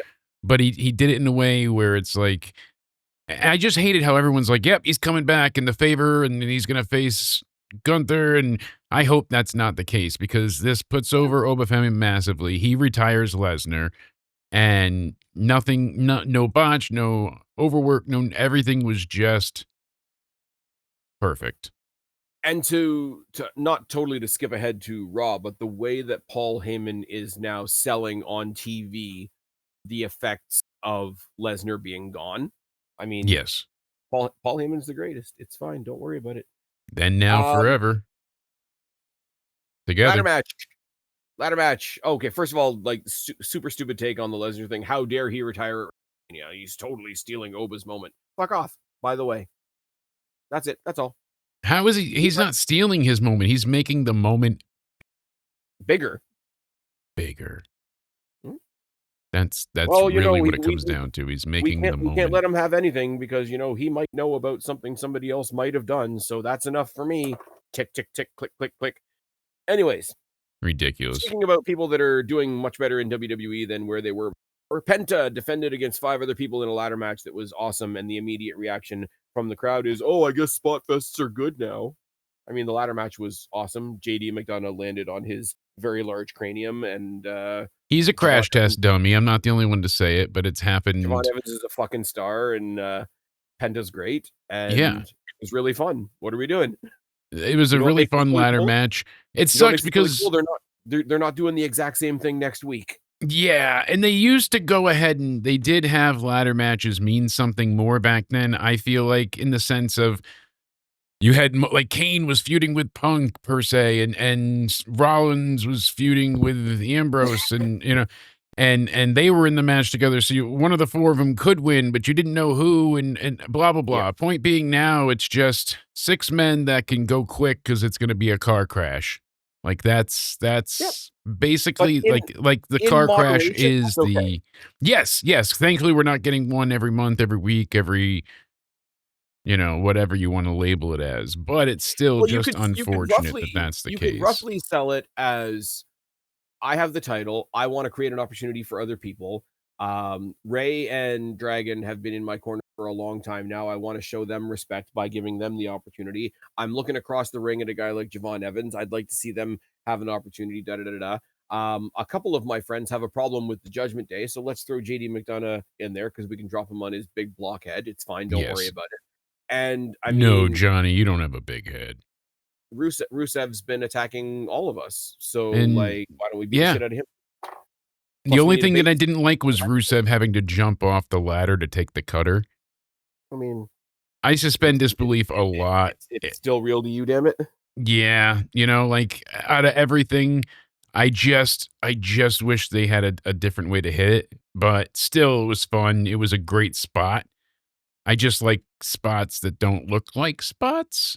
Like if I'm gonna bitch at They AEW, were I trying to can't sell not it. come at them for this. They did They try were to trying to sell sell it, it. but No, online, I mean. They were trying yes, to the people that were defending it were trying to say as like, "Oh, he's the big guy, he's on the ground," and like he was trying to somehow like headbutt him out of the air, and that's why his head was so far out. And I'm like, that might have been a cool idea. It didn't quite translate, which is no. fine. But it's like, Yeah, okay. But it didn't it's the ruin the same match. it's the same as like when somebody does a high fly spot to the outside and obviously, oh, all of a suddenly, coincidentally, everybody has kind of clustered up together. And it's like, yes, Mhm. because in this company, we don't like to drop people from that height onto the floor. Yeah. Huddling like Looking at quail you, for a reason. Darby Allin, Tommaso Ciampa, people that are not going to have spines. Champa out Oh there my having god, what a Champa, fucking nightmare that was. Champa out there having spasms, pun intended, and looking like he's picking his asshole. But Yeah. yeah, it's so much better It's only more egregious with Osprey. I can't feel my fingers. Let me go out there and fuck things up Oh, more. the fucking seizure stuff is gross, man. The fucking I see because I pass out from dehydration. I deal with seizures. Like this stuff scares me because I deal with it all the time. I have a huge bruise on my knee right now because of the yep, way I passed out the other day. Like yep. not exaggerating one bit. And I'm not. Like, but the Yeah, point is like this stuff to me, I don't it's mind saying to bothersome. people I'm not a wuss. I'm just I don't it's mind having a story where somebody gets incredibly injured. It's when they do this, yeah. "No, no, no, no, guy no, no, no, no, guys, this is the real stuff," and it's like, "What are you saying about the rest of your show then?" Exactly, like, "Oh, no, this is real, like, he's been hurt, and this one's for real, like, that's why Brian's having a seizure, that's why." And it's so fucked up because you're making the fans, you're letting them know, "Alright, this is real now. We allow this injury, whatever you wanna call it, to exist, and we allowed him in the ring." Like, okay, he needs to be in a hospital. But that's what you're going on. Spaz gets to see my bruises. But the point is like, fuck me. Don't pull at your heartstrings and be manipulative. Um, and go ahead and you know what I mean? Just ruin everything. Like what is the overall purpose of abusing the fans' trust like that? Mm, That's what it is, because then if anything happens, like the referee that had a seizure in the ring, that was legitimate. The yep, man is having a seizure, no one's there, and and then it's like, there's a big difference between that and I'm sorry, it just happened in TNA as well. Referee is well trained, sees the signs, immediately pulls the opponent off. I can't remember her name. I think it's like Emily something. Even yep, though it was the main event, stop the match on a fucking dime. They sent Eddie Edwards out there to do some like cover, like story stuff, but match stopped on a dime. We don't even question Macklin it. was out. They didn't worry about the story. They didn't worry about anything but his health. Yep. Apparently, Wow. there's a rumor going Yeah. around, and I don't know how substantially true it is that apparently both him and Deanna are like basically waiting out their contracts because both of them want to take another shot at WWE. And I was like, all right, cool. I don't I like Macklin, but I don't know I've what heard you that do. as well. Yeah, he's don't know- another Briggs to me. Like, He's another good, solid guy, and WWE yes. has their fair share of good, solid guys right now. Like, look at what they had for so long with Apollo Crews. You want to talk about good and solid? Like, he was Mr. Dependable, but he just And now lacked that connection. his old security guard is is the U.S. champion. I know. But no, Crazy how I that hate to works, say it huh? because I'm sure they'd like to be in the same being a couple. I'm sure they'd like to be in the same place, but you get a whole lot more out of Deonna Purrazzo at this point for that women's division. Yeah. You really do. But yeah, so that's a nice little segue, by the way, into one of the more obvious results of the evening. Trick Williams defeats Sami Zayn. Trick Williams is like one of the biggest things they have going right now. Sami Zayn plays his role quite well, which is sort of a bullet for him. Yes. But he Trick plays Williams, that I'm not an asshole role very well. no, I'm not a heel. I meant more he's doing what Drew's doing. Like, I'm here Oh, to be solid, and the other guy in the ring is the star right now. oh, absolutely too. Like that's Trick not to Williams with his it's to his detriment, but our benefit. Absolutely. Trick Williams with his I accidentally stepped on the toilet paper jacket. Yes, that trailed on forever and ever and ever. But like you said, Uh, just the presence of it all oh my and the god. fun behind it. Like what's And not to apparently Little love? Yachty is like sticking around to be his hype man. Yeah. That's a lot of fun. Interesting. That's interesting, yeah. I'm sure like he has like Yachty things to do at some point. So I'm sure At there's gonna be some a turn. point, I'm sure, but at this But instance, him as the he's raring champion to and go. him coming out in the all white with the all white entrance as well. He is, as far as like pomp and circumstance and all that sort of thing, um, is he the closest in that kind of presentation that we've had since Bobby Roode? Ooh. Yes. As far as like somebody that you're in as soon as the music hits, the presentation, the spinning turntable is obviously an easy comparison. Yeah. But Oh, yeah. The white the way it's light, lit up, the white glow. on Yeah, white, all of white it. I mean, as soon as you heard that drop, like, as soon as because you had the piano trills, so it didn't go right into the song. It had a yeah, build up, just like the horns. yeah, yep. It didn't just go. No, you had the You piano. have to build up into Yeah. it, right? But So it's yeah. just it's such a good presentation, and like what we said when he went to TNA, and we've said it to TNA's credit, a lot of people have gone to NXT from NXT to TNA, even for just like a visit or like a what we call it, like an excursion or whatever, and immediately look 10 feet tall. Trick's been on SmackDown for what, a few months, and he already looks like he's been there forever in Yes. a positive way.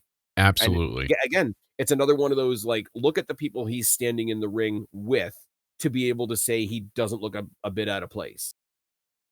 Like Anybody and everybody. Yeah. he's been face to face with Cody Rhodes when Cody had a full face. Mhm.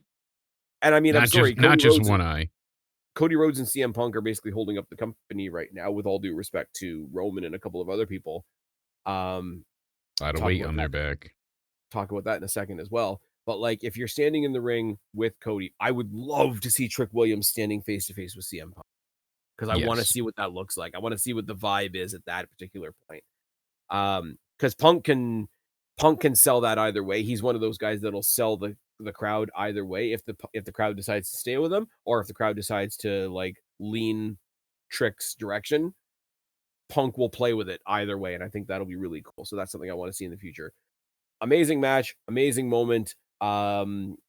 Star is born type stuff, just like we saw with Oba, just like we saw with Javon Evans, even though he didn't win. The match was very much slated to like, look how cool this kid is. Yeah, I wish he did win, but I get it. Yeah. But still, But doesn't it looks like I'm we're gonna tired be of hearing like, "Oh, he's 19, 20, 21, 22. He's so young. He's got yeah, such a few like time's ticking still too." So, it is. It is, yes, but you have I time mean, to that's go, the but you thing. never know what the future holds. So I hate when they wait on certain things. Just don't let time be the excuse. Give the man the damn No, belt. no, it's a balancing act for sure because you can go the other way, like they did with Sheamus, and like he debuted, and then they gave him the like a month later. And I Yeah, know that's not right the into the same thing, belt but it's like and They've Oh, done it so with you quite a want few people. Yeah. you don't wanna have a somebody like him who the crowd naturally loves. You want to give them time to want something for him, if that makes Yes. sense. No, I I get think it, but I think the easy way to go with it is eventually they're gonna decide to put Penta and Phoenix back together. It's gonna happen at AAA, and then people are gonna love it, and then they're gonna be like, "Oh, they're a really good team. Duh. yes. Let's do that on the Because main that's gonna be roster." the only way you get them to Oh, care exactly, yeah. about and, like, And revitalize it is kinda Penta at cool. this point. Yeah, it is kinda cool to see that they're giving that first time back together thing to the AAA brand. I think that Yes. is kind of a smart thing because they've got the history there. And then obviously having that moment down there will maybe draw the attention of the what do you call it? The casual WWE fans. Yeah. Maybe, hey, check out AAA. Look, I the wonder how hard Penta. Undertaker had to fight for that, you know? Yeah. I had to try pretty damn hard. Pause.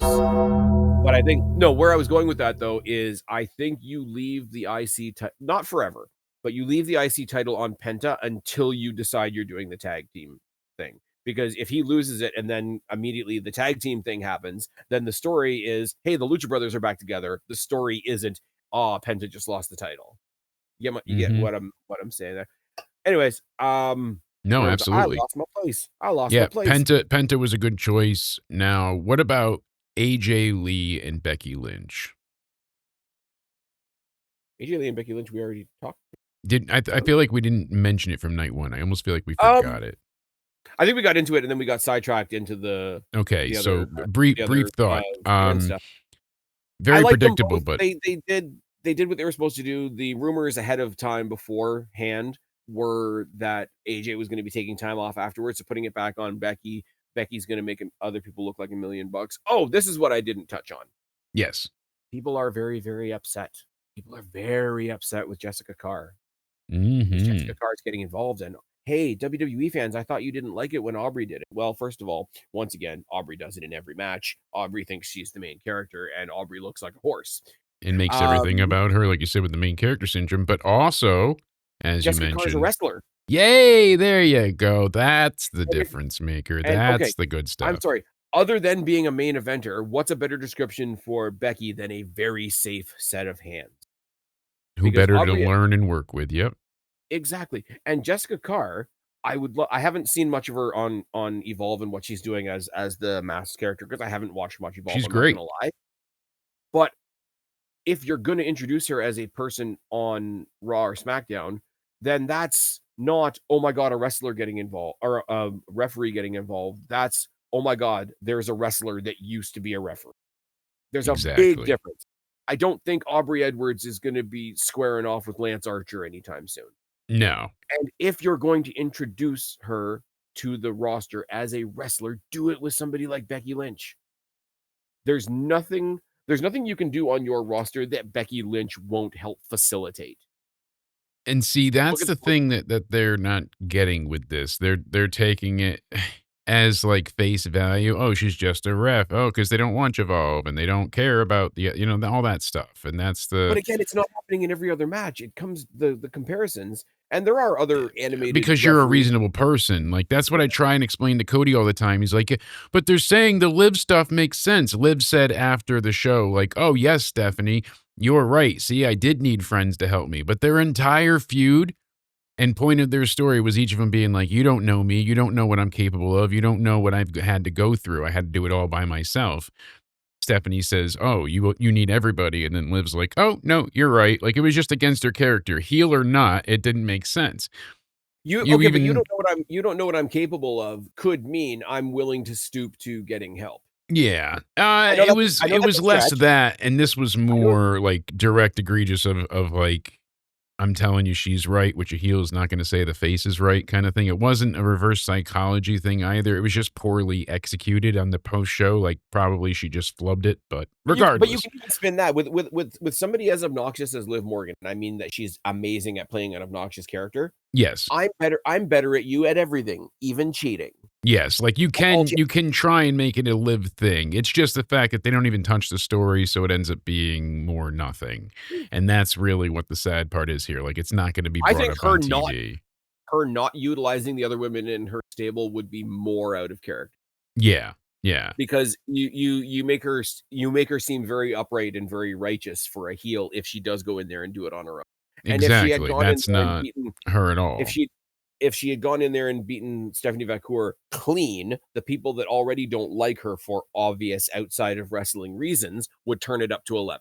So I know we don't like the word protect, but it did kind of protect Stephanie Vacour a little bit. Not that she needs it. No. But Anyways, but the point is, like, the minute you don't bend the knee online is when the people lose their mind, and I'm like, well, that's because what people do you aren't mean? reasonable that you're talking to. Again, Not the gonna lack bend of the knee or raise a separation. fist. They think You know? Jess is just the referee, and Becky Lynch is forever Becky Lynch. There's no Rebecca Quinn. There's no, Exactly. Colby. It's not. And my argument every time is, the Iron Man thing. It's like you're talking to Robert Downey Jr., not Tony Stark. I get it, Oh, exactly. but you're talking to Roman Reigns, not Joe. So wrestling fans really have trouble lately separating that it's not real. Why won't And you it bend the knee? showed a Why won't you lot raise your during fist? Why do fucking you have a Mania. fire? Like, what are we doing here? Yeah. It just Anyways, showed a lot during Mania, sadly. another one that was kind of fun, and it wasn't necessarily a predictable result, but it was one of those I really don't mind either result because I like both guys. Demon Balor is back with his Yeah. little like heart-shaped alarm clock there Yeah. on the stage. That was And a he bit just weird. kind of went boop too. That was it. Like you said, Him he and tapped the snooze button. another one that was really really hurt by the daytime entrance stuff. Mhm. Um, what's it called? Dom This coming was out like on the Wyatt big, Undertaker during the day at 31. yeah. Dom Yeah. coming out there on the big Aztec AAA throne because he's the AAA Was champion. awesome. If he was going to win, if Dom was going to win, I wish they had put the title on the line just to get AAA into the WrestleMania conference. It's a cross promotional thing. That has Yeah. nothing to I do with mean, the hey, they story. didn't put the But it's kind TNA of fun. title on the line, but they did bring it out, and that's all people cared about. So they should be going just as nuts, Yep. but they're not. They're A lot of instead fun. being like, it They wasn't made defended. they made it a street fight last minute, which was A good usually call. gonna happen because it is what it is. Demon coming out there with the big spiky mohawk again. Just a really good match. Demon kind of gets revived a little bit because the All last the couple of times. streamers get stuck in the Oh demon's my, skull yeah, head. That was that was hilarious. interesting. Yeah, but You could tell they never tested that part, so when it landed, it all just got stuck in the headpiece. That was I like it. hilarious. I like his little like boogeyman style walking staff that he Yes. had. I'm the demon, but I've also got a demon Why did head. he not use that as a weapon, though? That's the problem, because that thing looks Right. sharp as fuck. Because we don't want to actually impale people. It's No, not a you want to kill him. You're a in a demon. AEW Come show. on. They think it's real. Get with the program. He didn't need it. He won anyway. Undertaker sat in the back saying, "That's my boy." That's my stick.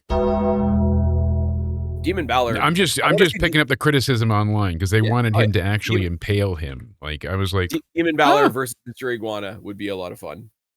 'Cause you have, like, the Shiloh demon. versus Mr. Iguana was hilarious. Shiloh came out with a stuffed cheetah, and When then did the this? cheetah attacked Mr. Iguana. This was on WWE World. I watched it on Twitter. Oh, yeah. I think Someone it's had kinda a cool that they live stream televise of their it. matches. Yeah.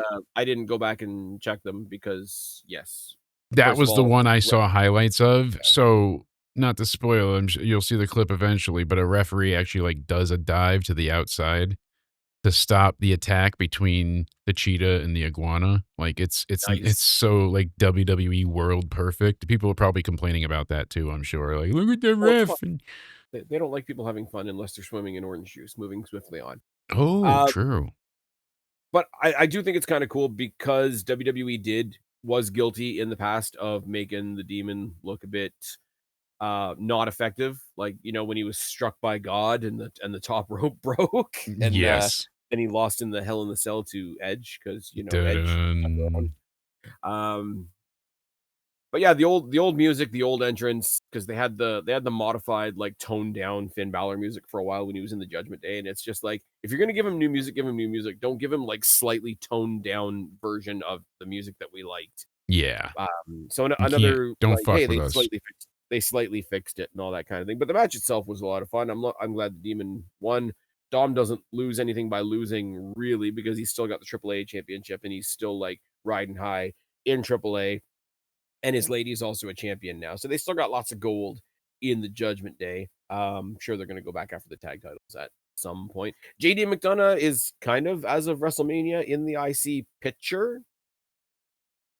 Along with, Javon Evans and Penta and Rusev and now Ethan Page, who we'll talk about Yeah. in a little bit. Let's set the world on fire. And oh my God, Jade Cargill lost a match. Where do Yeah. I even go into the What do you do bullshit? now? No, she's fine. No, she's ruined. She's She hit buried. the I know. one-winged angel and didn't win. She disgraced And Omega. even Kenny Omega is okay with it. So like, what the fuck are we doing? That's like Kenny saying Omega the coming in. speed champion is the fastest man alive, okay? No, but here's what I'm Giggity. saying. I have to pause and give credit where it's due. Kenny Omega continues to be the only real anti-tribal guy on that side of the fence. When he came out immediately on socials, when people started freaking out, it's like, I gotta say, really, really cool to see somebody do a one-winged angel at a WrestleMania stage. I can only be thankful. Like, Mm-hmm. the guy that you claim to be sticking up for so fervently doesn't give a shit. And he's happy for his friend, and he thought the nod was cool. Like, what are we doing? But, people don't like Rhea, and I'm not going to say it. They don't like Rhea for the same reason they don't like Liv, for the same reason they don't like Paige, but yet Brie is okay. I'm noticing a pattern. No. I'm noticing a pattern here of like, why would they A not pattern? No. Yeah. No. No. Yeah. No. Yeah. No. I do think it's hilarious that now that she's the SmackDown champion, her and Io Sky had to break up all over again. And people are like, why are they doing this again? The brand split doesn't mean anything. And it's like, they're not talking about the brand split. They're talking about the fact that they're not actively together as a tag team anymore because Rhea has a title to defend now. Yeah, It's not rocket exactly. surgery. Don't worry about it. Yeah, sometimes people that don't look like you are allowed to win titles. How do I say this in a way that doesn't get my freaking channel pulled down? But like, Rhea Ripley won a match. Jade Cargill lost a match. Like, it's fine. Yeah. Fine. The good guy won at the end of the story. That's wrestling. I hate to tell you. How dare you? Like, How go up and dare down. you? Go up and down the card. The Usos and LA Knight won. Jacob Fatu won. Brian Page won. Becky won. She's the heel only because AJ's stepping away. Gunther defeated Rollins because he's a pushed product at the moment. Liv Morgan is a heel in name only because everybody loves her. Cody Rhodes is Snow White babyface. It's fine. Don't worry about it. Obafemi is over as shit. Penta's over as shit. Trick Williams has successfully done the double turn with Sami Zayn. That's amazing. Damon Balor turned back face before WrestleMania. Rhea Ripley is a face. And if you want to balance out the cards, and don't worry, he doesn't look like Rhea. That's not a transition at all. No. Roman Reigns defeated CM Punk. Yeah, see? See? Fucking awesome. Just fucking awesome. I I hated that Roman won. I liked the match a fuck ton. The AFI entrance to Punk coming out with no music to Roman. You've touched on something here that doesn't really matter, but I want to give WWE some shit for it anyway. WWE have really cool ideas. They want to bring back nostalgic entrances because they know it'll get a pop from people, right? This is the third time that they've half-assed it. I liked what they did, don't get me wrong, but it's half of what they could have done. They did it with Drew McIntyre at one of the Clash pay-per-views where they brought back his old music for like a couple of bars and then it went into his new music. Last year at WrestleMania, they did a video montage for CM Punk over This Fire Burns before it blended. Yeah, they did like a piano version of it. And then they did the AFI into Cult of Personality this year. You could have just done the whole thing. I wish they did. For one night, they could have just done the whole thing. Like they use it as a preamble almost. Yeah. Just let it go. And am I saying it because yes, it would have been better than when AEW did it? Yes. Am I being tribal? Am I being an asshole? Absolutely yes. Kenny Omega is a better person than I am. Fine. Don't worry about it. It's fine. They didn't have to half-ass it. The match was great. The match was the more it went on and they decided for no interference and no bloodline stuff and whatever the case may be, the more it went on and it was just two guys beating the shit out of each other, the more I liked it. Yeah, exactly. I'm not saying I was voting for Punk to lose, but I also don't mind because Punk's character after a loss, when he's more wound up and more animated, gets more fun. Yeah, no kidding. Because And the guy that's rebelling, the guy that's constantly fucked with, the guy that's pushing back against being fucked with, kind of starts losing a bit of steam once he's gotten there. So you got to kind of knock him back a little bit so that he can start the push again. I Or already not know your answer okay. before you give it to me, as much as you probably already know mine. The thing Mhm. that I was most upset over that really I had a hard time, like, not accepting, but Are you gonna talk fathoming about the why they steps even then? went there. Hmm? Are you gonna talk about the No, steps? no. Okay.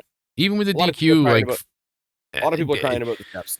it was silly, but I get it. He had to go, the ref's not going to call off the main event of WrestleMania for a simple, you know what I mean? Like, Punk would have said, keep going. So, Yeah.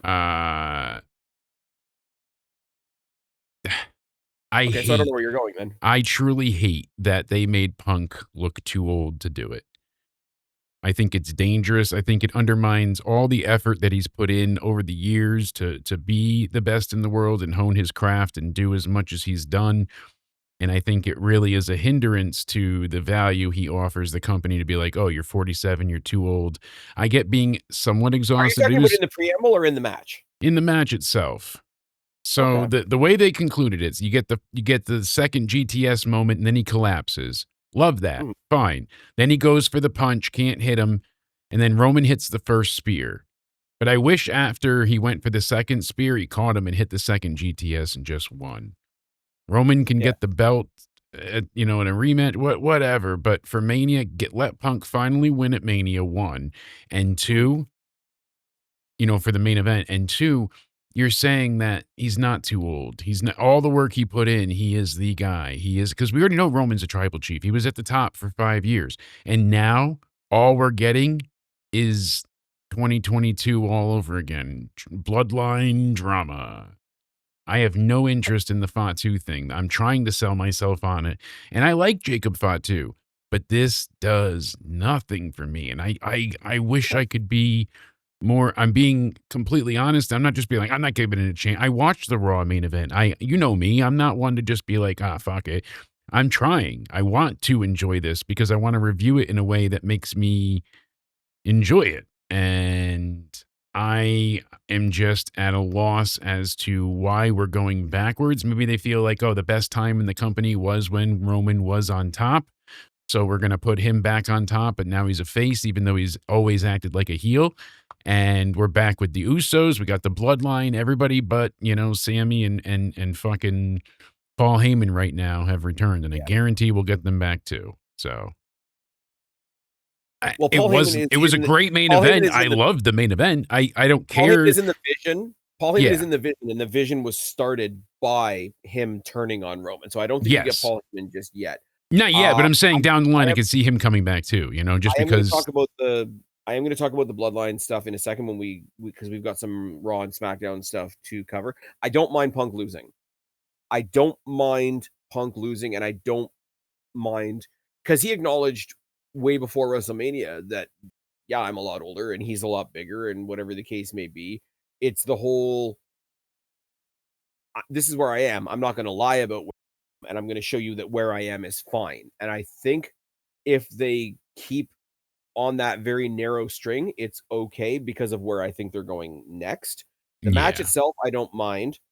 The match itself, I loved. It's the most I've enjoyed a Roman Reigns match in a long time. Mm. Because he's the part-timer, because you don't have the chance to be consistently invested in him. Bloodline stuff aside, but just him as a character being part-time, them touching on him being part-time and all that kind of thing. You're naturally, the way they told you the story all the way up to and including WrestleMania was going to be that you were more invested in Punk because you see more Punk, you have more time with Punk. You, from a TV watching point of view, you hang out with Punk more than you hang out with Roman. Um Punk bouncing back from a loss, Punk bouncing back against adversity, Punk bouncing back against his own doubt and all that kind of thing is stuff that character can handle no problem. So I don't Yes. have an issue with it, because even if he can't do what he used to do, he'll come up with something else. That's the faith I have in a wrestler like CM Punk. So him losing doesn't bum me out. Him losing makes me very curious. And that's a huge credit to him. And I don't mind Roman carrying that title, because Punk won a world title. It's not the one I Yeah, want. like I said, It's not the one I hate that Roman won. I hate that they said Punk was too old. If I hopefully I make that clear enough. Like that was my issue. Yeah. That Oh, and I get it. And I don't disagree with you, but I didn't think you love would, but I know you love the contention of Roman being back at it again on the helm too. So it is interesting. I don't mind him being back at the helm, because there's somewhere else I want Punk to be. And I don't mind them calling him old, because I want him to stand back up and say, fuck you, check out what an old man can do. So it's one of those, give the guy as much adversity as possible. Fuck him over as much as possible, because nobody, whether it's the company fucking him over, whether it's his opponent fucking him over, or whether it's him getting inside his own head, no character on our wrestling TV right now does better with being fucked with than CM Punk. So I can't Yes. be bummed when he gets screwed, because I think that's when he's operating at his best. And then Roman punt kicking CM Punk in the head to finish. You know, my just God. No. night 2 minus. I gave it an 8.5. Like I was that high on it, like 8.5 in that range. I'm gonna be the one that tips it over into 9. I'm sorry. See, like, all right, I got flamed for that as well, but I was like, altogether, I'll give both nights like if I'm going like 6, 7, and then close to a 9, so like an 8, 8.5 for the weekend. Like it was a good WrestleMania. Here's the thing, though. The only reason I wouldn't give it higher than a 9 is looking at the 2 nights overall. There shouldn't be that much of a disparity. Like if some of the stuff that happened on night 2 happened on night 1, and you move a couple of things around, and you give me, say, 2 8.5 shows, a little bit more balanced, a little bit more even, I'm going to give the weekend overall a 10. Because they should have put Obafemi and Brock on night 1 to give night 1 that big night feel. Maybe, I think. Because night 2, everybody was buzzing for that. And then at least you have Roman and Punk to conclude. Night 1. But it was the whole self-fulfilling prophecy of like when we were previewing, we knew night 2 was going to be better. So we were already preconditioned to not get as invested into night 1. That's what I'm saying. And then they said it on the fucking air too. Like, you're not going to like this. You don't want to watch this. Like, what are you doing? You know, but that was the brilliant character of Pat. No, I know. But what I'm saying is like, so they were really, like trying to build up in your psyche. Night 2 sucks. So you and I, at least in the same wavelength of rating. Now, what do you make of Jake? Yes. Pray with me. Our Father who art in house McAfee. In Pat be thy name. Thy Pat come. Thy will be done. In Pat. Our Lord and wrestling savior, Patrick of House McAfee. There we go. Yes. Pat McAfee. The whole led thing by overall, Dwayne The Rock Johnson. Whole thing overall, I'm saying 7.75. Yeah, I'm like that to an 8 is perfect for me. I'm just going to give it an 8 just to be that guy. Yeah. I feel like that fits very well. And the last thing I'll say about it is, if you're mad about a bunch of ads, okay, go back about 20 years when we were paying $60 a pay-per-view. That's what I'm saying. I'm sorry. If I get a longer piss break and I don't have to pay for the show, you're not going to convince me that that's a bad thing. I get the ads are annoying and in a heavy surplus, but it's also like, it wasn't in any of the matches. Like I thought they were going to, if they broke away at Mania for a commercial break, I was upset that they didn't. Here's the difference. There's no mid-carder in WWE right now carrying the Netflix title. Yeah. I'm sorry. It is what it is. Mm-hmm. But yeah, overall, 7.75. I will say a couple little glitchy things here and there. The high and low of the Brie Page thing is not to be ignored. The Bianca thing just rubbed me the wrong way. I know a lot of people don't care, and that's fine. Yeah, it's the discrepancy. It's not night 1 bad, night 2 good. It's night 1 fine, night 2 Night 2 exceptional. exactly. Like night 2 saved night 1, but it wasn't like night 1 was dangling off a cliff either. Like So is night 2 as close as we're gonna get to perfect in the current wrestling climate? And I hate using those terms, but I think you kind of get what I mean. yeah. I'm hearing the argument that Roman versus Punk was too predictable, which is funny because I think it was the most hotly contested, like up in the air result. Yeah, When I I was thought listening Punk to was going to both. win, and I thought Yeah. that Orton was going to win, just there alone. Yeah. Anyways, and we turn the page quite quickly because Yeah, wrestling heading into never the stops. Punk stuff on Raw transition, my friend. Okay, again, a high and a Segways low. don't just fall out of the sky. It's true. Spaz. It's a high and a low. They are once again giving me Cody Rhodes and CM Punk face to face on TV.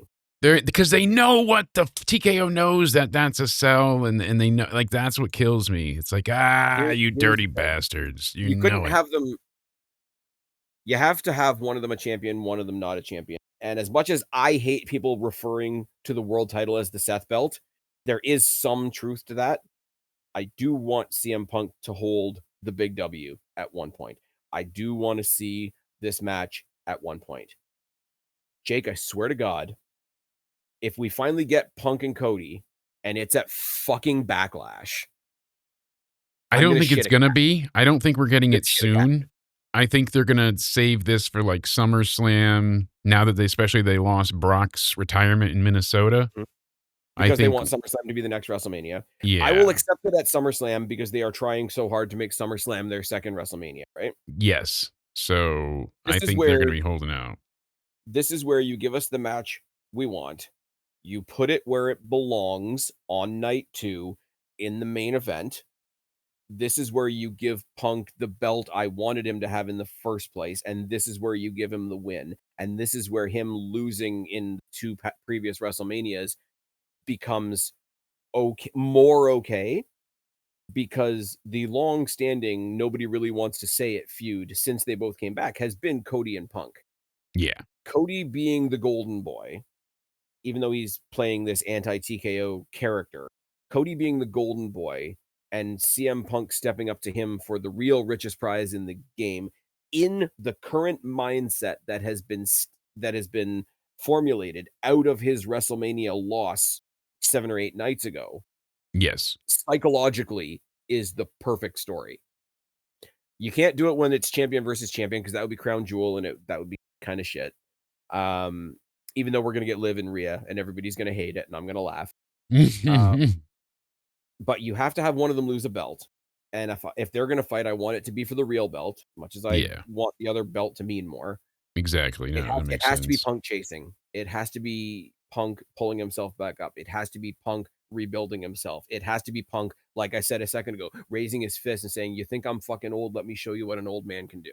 Yes. That Which is what I'm hoping this is for, but we'll this is see. why I don't mind the loss here. Roman Reigns carrying the belt is going to mean Roman's around more and he'll do something for that belt and it'll be fine. The belt was created because he wouldn't give up his 2 other belts a while ago, which makes it kind of funny. But it's this exact CM Punk in the position that he's in right now that I want to see chase Cody Rhodes. Finally give us that match. I Finally hope, give us I that hope, win. I hope, Finally, because they said it doesn't fall out of the sky. It seems like they're going to be like, oh, Punk needs to win the Money in the Bank. Because I but did don't you care about Roman and Jacob right now, so Punk is my saving grace. So hopefully he's not away for But a did you while. see when they had their back and forth, and it's like, you know what, I lost my title, but I'm always going to be ready for when something else falls out of the sky. And Cody Rhodes thought he had the last word when he said, just name the time and the place or whatever. As he's going up, there's so much cell phone footage of him right now going up, and he's doing the hook in the cheek motion. He's like, got him, Mm-hmm. because he laid down the gauntlet pretty much for Yeah. him. Everything he And needed it's not to. the only saving grace we have is if Cody Rhodes' face is as fucked as it looks. We're not doing it at Backlash. Save it for SummerSlam. Make I it don't think it's happening at gigantic. Backlash. They said 4 weeks initially. I still believe that. Yeah, but it means you have to keep them both busy in the meantime with other stuff. I wouldn't mind a little detour. And again, it's a little bit of like AEW lore because I think they had a little bit of a scrap in the back, not a scrap, but like a confrontation in the back as well when Punk was in AEW. I wouldn't mind a little detour in the stages of Ethan Page wanting to make a name for himself and like shooting for the CM Punk stars. That could be Yeah. interesting. Anyways, getting into that, we should talk about the debuts. Ethan Page came out, had a match with Javon. Love Other the people history there. Broke his jaw, all that shit that love, love, happened. So love the sign history me up. there, but also for people that don't know the NXT history, Javon is a pretty universally loved guy for the heel to go out and get booed against. They had a good match.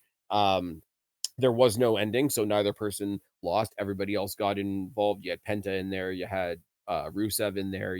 I'm sure you would have had JD if JD wasn't doing other things, but it's sort of a, hey, here's a new guy, but also here's immediately our Intercontinental title picture moving forward. Sol Ruka, before she took that horrendous bump on NXT, Oh my uh, God, yes. had a pretty kick-ass match against new champion Liv Morgan. Sol Ruka is another one. She's going to get over like crazy. She's going to be as memeable as Randy Orton, the RKO, because she's got the Soul Snatcher.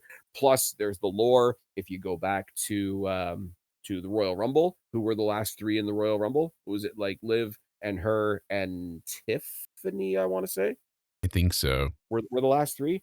Oh my God! How do they have the final 3 be 3 blondes? Well, because they're talented as fuck. Moving swiftly on.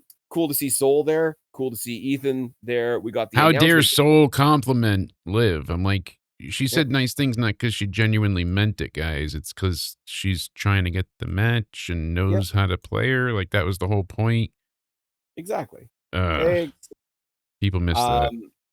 Um, this is where I get into the whole like they have had debuts, but they didn't like spark them all out in one night. We got the video package and the announcement that we're gonna get Joe Hendry debuting next week.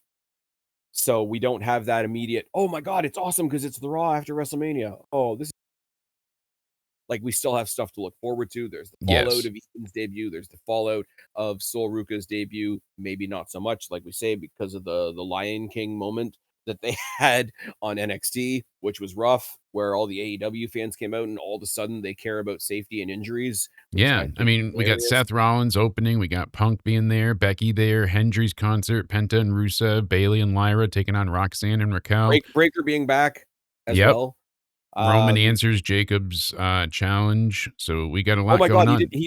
he didn't hit him with 100% of that spear after being gone because of surgery where his guts were pulled out. Even And though he he ran does down that like every a time. million yard dash down the ramp and everything. Yeah, even Um, though it's 2 hour SmackDown's coming back too now officially. really?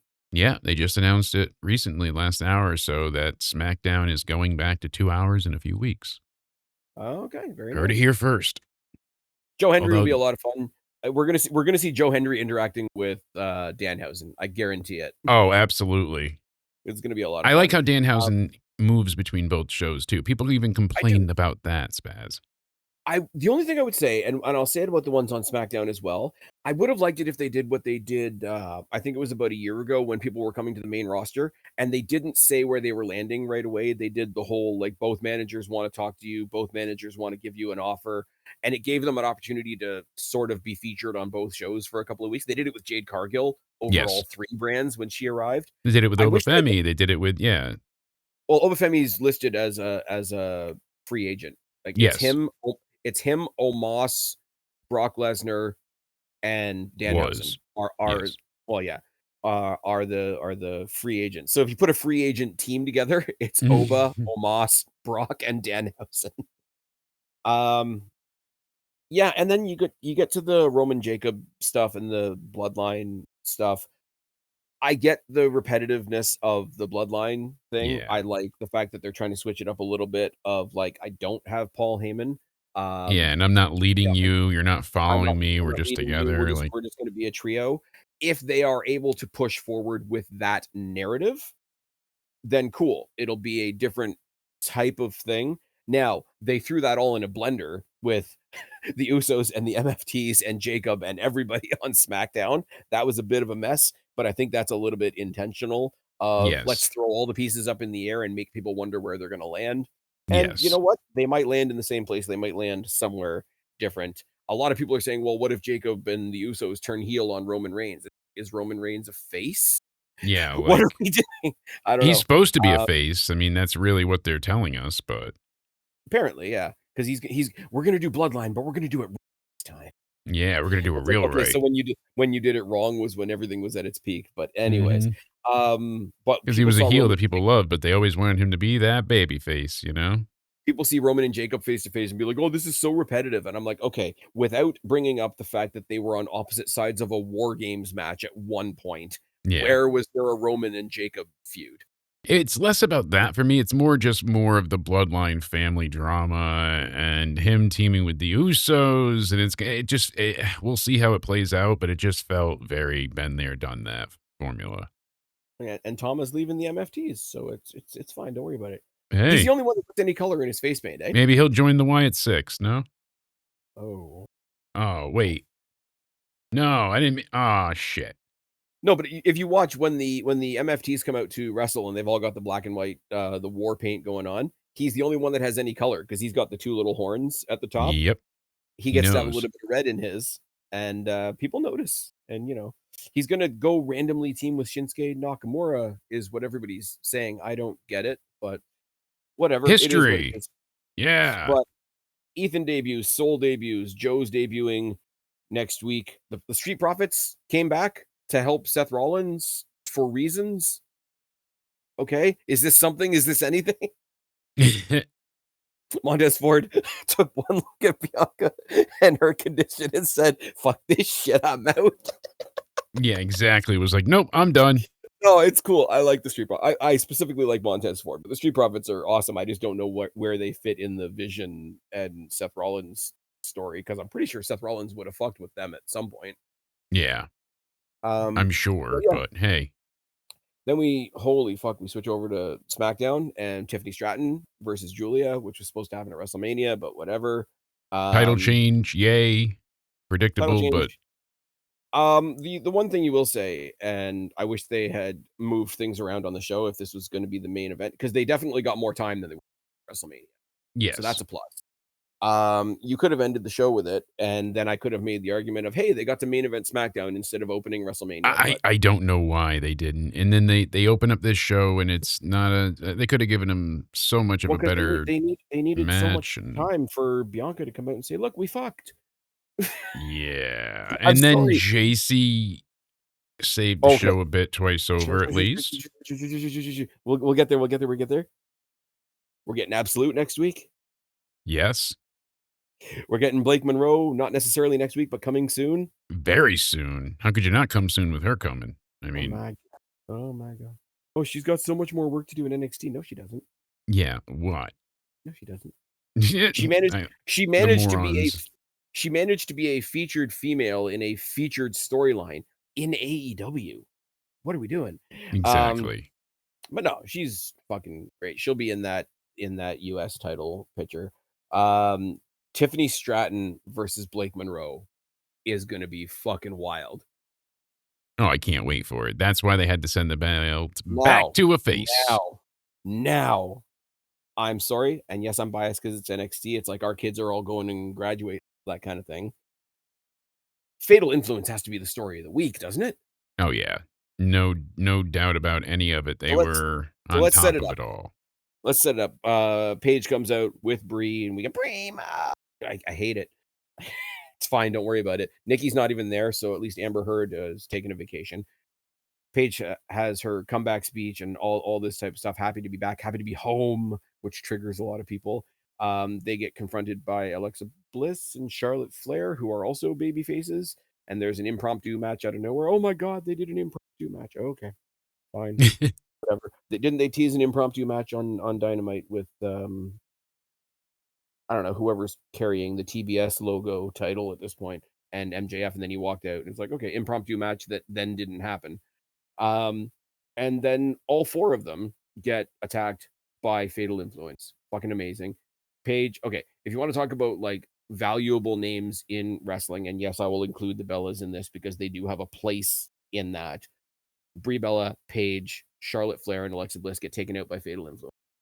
Fucking amazing. They make their statement, they make their stand. Obviously, they didn't want the new champions or Flair and Bliss to suffer a Losing, yeah. loss. Makes perfect But sense. it's one of those, like, there's 3 of us and we just took out 4 legends. That's a cool statement to make. And you're like, okay, cool. Fatal Influence is here. That's amazing. They've just made a statement. Okay, cool. What else is going to happen on the show? Oh, Rhea Ripley is out here and, celebrating that she's, oh my, have you seen this as well? How dare she celebrate on social media? Because that's just not classy. And then people show like a rose that, Yeah. Yeah, that Jade Cargill got from that's her all husband, Jade's done. Yeah. which is also lovely, by the way. And none of this is directed at Jade. Jade's amazing. Jade will recover. Jade will be a champion again. And it's very cool that she shared that cool, her family and her partner or whoever sent her the rose and the nice Yeah. card. We're with you and we support You you. don't And all need that. to win to be a winner in wrestling. Punk was not Exactly. miserable that he lost. Those cameras went off. He was throwing himself around like a child in front of his mom, making her laugh. He Yeah. got that big hug and kiss and rolled around like an idiot, and so in character, Rhea Ripley goes on. It's like, haha, we got the last laugh or whatever. After her and her minions have been triple attacking her for weeks leading up to the match. So yes, you get to celebrate when you win. Can we fucking get over this shit? Rhea Ripley comes out, after breaking up with Io Sky again on Raw, and she gets challenged by JC Jane. We get an impromptu Rhea Ripley versus JC Jane. Let's fucking go. Oh my god. Yeah. Great match, great outing for JC Jane, who managed to be the underrated champion in NXT forever, it seems like. You We, want to myself included, originally looked at her to be one of the most beatable champions. I was like, oh, why did he even give her the belt? Blah, blah, blah, blah. the way they set that up was kind of brilliant though, because they coerced that reaction out of you because they brought Yes. in Julia, they brought in Stephanie, they brought in Jordan Grace, they brought in Zarya. And it's like, okay, one of these is going to be champion soon. Oh, you threw it on her instead. What? Yes. And then they played with that reaction the entire time she was champion. And she proved herself time and time and time and time and time and time and time and time and time again. Over And I will and say, over and and over. I will say, I don't mean this in a carry way because neither one of them need to be carried. Rhea Ripley gave JC Jane a lot on Oh, yeah. SmackDown. Oh, Match. yeah. It's incredible. Rhea Ripley is not quite as big as she used to be, and people are going at her for that and making a lot of really gross drug references when she's clearly come out and said, I've got anxiety issues. I'm tackling some eating issues. I've spoken very openly about it. We did that pod a while ago where it was her and Yeah. MJF sort of simultaneously going out there and like really making the point and driving the conversation of like mental health issues and physical issues and people that, are dealing with stuff but still pushing through. And it's like, yeah, so for a very particular reason, because she might not look like you, let's just turn the fact that she's dealing with an eating disorder to, oh, she must be on crack. Yes. That, Like, and what then the the fuck are whole, we doing? she's had the back injury, anxiety, the ED, Yeah, like all of it. And people want to come down yeah, on her for this. Like, but because she looks a certain way, let's just say she's on crack because we don't yeah. like the fact that she won a fictional match on a Hmm. fictional wrestling show. Like, fuck Make off. it make sense. She gave a lot to JC. What I was gonna say though is because she's a little bit smaller, which isn't even a bad thing. She didn't quite tower over JC Jane the way she might have, and it really leveled the playing field, gave them a great match. And before the match even started, holy crap, the torch has now been passed from Dominic Mysterio to JC Jane because that reaction Oh, yeah. from the She, crowd, she couldn't speak. And it's no. not like And that JC was the Jane can best speak. part because you're like, oh shit, this is what we got. This is what we're getting. This is, it just, all of it is fun, and it's bringing back, even she was like wowed at one point and couldn't get over people, literally talk over them. So, And every one of them knew to play to the crowd. And it's like, oh, freaking the performance center, they churn out a bunch of people that are exactly the same. It's like Rhea Ripley and JC Jane, you could kind of see where there was a wink and a nod between the two of them. Like, we're kind of having a fucking moment here. And it was really cool. yeah. I got laughed at because I was there. I was at WrestleMania 18, blah blah blah blah. When Rock versus Hogan started, and I'm not comparing them to The Rock and Hogan before you weirdos get on my case. But before Rock and Hogan started, there was a moment, and they both did the head turn and the head turn and the head turn. And it's like, let Yeah. them cheer as long as they want before they even laid hands on each other. This was a, admittedly, very small weekly episode of SmackDown version of that. Even though they were still talking and they were talking through it, you could see, like I say, like the wink and the nod were together to make this thing happen. But also, the two of them were creasing up with how good the reaction was. And part of that Exactly. reaction, part of that reaction is because Rhea Ripley is awesome, and oh my god, you've interrupted Rhea Ripley, who's this massive star. The other part of it is because yes, they did lay the groundwork earlier on in the night by taking out 4 other people and also stopping a match that people were enjoying. But the way JC Jane carries herself, the way Fallon Henley carries herself, the way Lainey Reed, I wish it was Jasmine Nix. Jasmine Nix lost out on that. That's also very unfortunate because she was part of this at one point. But it's what we say about like Carmelo Hayes, Trick Williams, especially Obafemi and the response that he gets these days. They walk in there like they've already been there and Yeah. they got the appropriate response. Because if they walked in there and they looked new, you would get sort of a quiet crowd. Okay, what are they doing? But they walk in there knowing exactly what they're and the Yeah, crowd's I like, just okay, wish there was more leaving SmackDown defined roles. Like you have an idea of a lot of things. Cody's either going against maybe Sammy eventually, and probably having a rematch with Randy, but "Hmm, it's not definitively set up. Like it's usually by the time Randy you're not heading to being there at all. Backlash, you're like, all right, cool. Randy not being there at all is weird. Um, if they're gonna do because people are behind Jacob Fatu, if Jacob Fatu and Roman is your main event, you can get away with not having a WWE match. Yeah, Especially another just title. because it is remember they literally leaned into it for a little while where it's like WrestleMania backlash. It's like WrestleMania leftovers. Yeah. They manage to go ahead and usually continually they have everyone together like, hey, this is just Backlash is literally rematch 2.0. Yeah. Okay, but remember there was a time where SmackDown itself was just all rematches from Raw. So like that's Yeah, a learning thing. exactly. Yeah. But I mean, you've got I think you're gonna get Julia and Tiffany on a rematch, and that's fine, but that's a rematch that's building from a weekly show. Um, not to touch too much on the Kyrie Sane thing, but you're gonna get Io Sky and Asuka. Like they're building it, they're video packaging it out. If it Yeah, didn't happen people at WrestleMania, think it's gonna Kyrie's happen going to at be the next R-Truth. everybody deserves fans and everybody deserves a defense, but like let's acknowledge 23, not just the one that you liked. Yeah, Kenny Um, Omega liked her, got but a I mean, shot. like, but here's the thing though, like, there's no way Io Sky Asuka is gonna be a bad match. There's no way Julia Tiffany is going to be a bad match. No. If we don't see Cody for one pay-per-view, that's fine. I don't know how they get around the Roman Jacob thing because I'm pretty sure they don't want Jacob to take a loss. There will be some tag team stuff in there because we didn't have tag teams at WrestleMania. The Street Profits are back in the mix. I think Street Profits and Vision is a pretty fun backlash Yeah. match. Um, But yeah, no, there's a lot to look forward to, a lot to talk about. We've gone way over time. But Raw and SmackDown after WrestleMania, I'll give it one combined score, call it 7.5 out of 10. I'm closer to like a 5.5. Like I like the call-ups, the JC stuff was really good.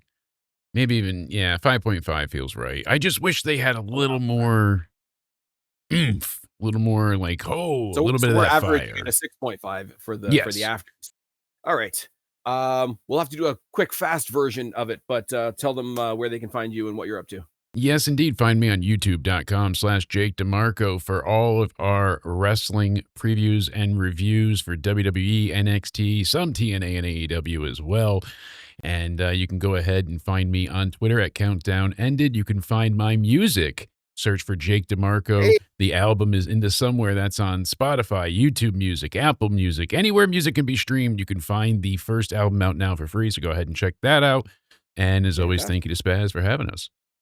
All right, we got a lot more to talk about as the days go on. You guys know where to find me, or you wouldn't be here right now. I've been Spaz. This has been Jake. This has been Wrestlemania and all the afters. Subscribe up there, talk down there, start a conversation. Keep all these conversations going. Don't be a stranger. I will talk to each and every last one of you later. Because right now, I am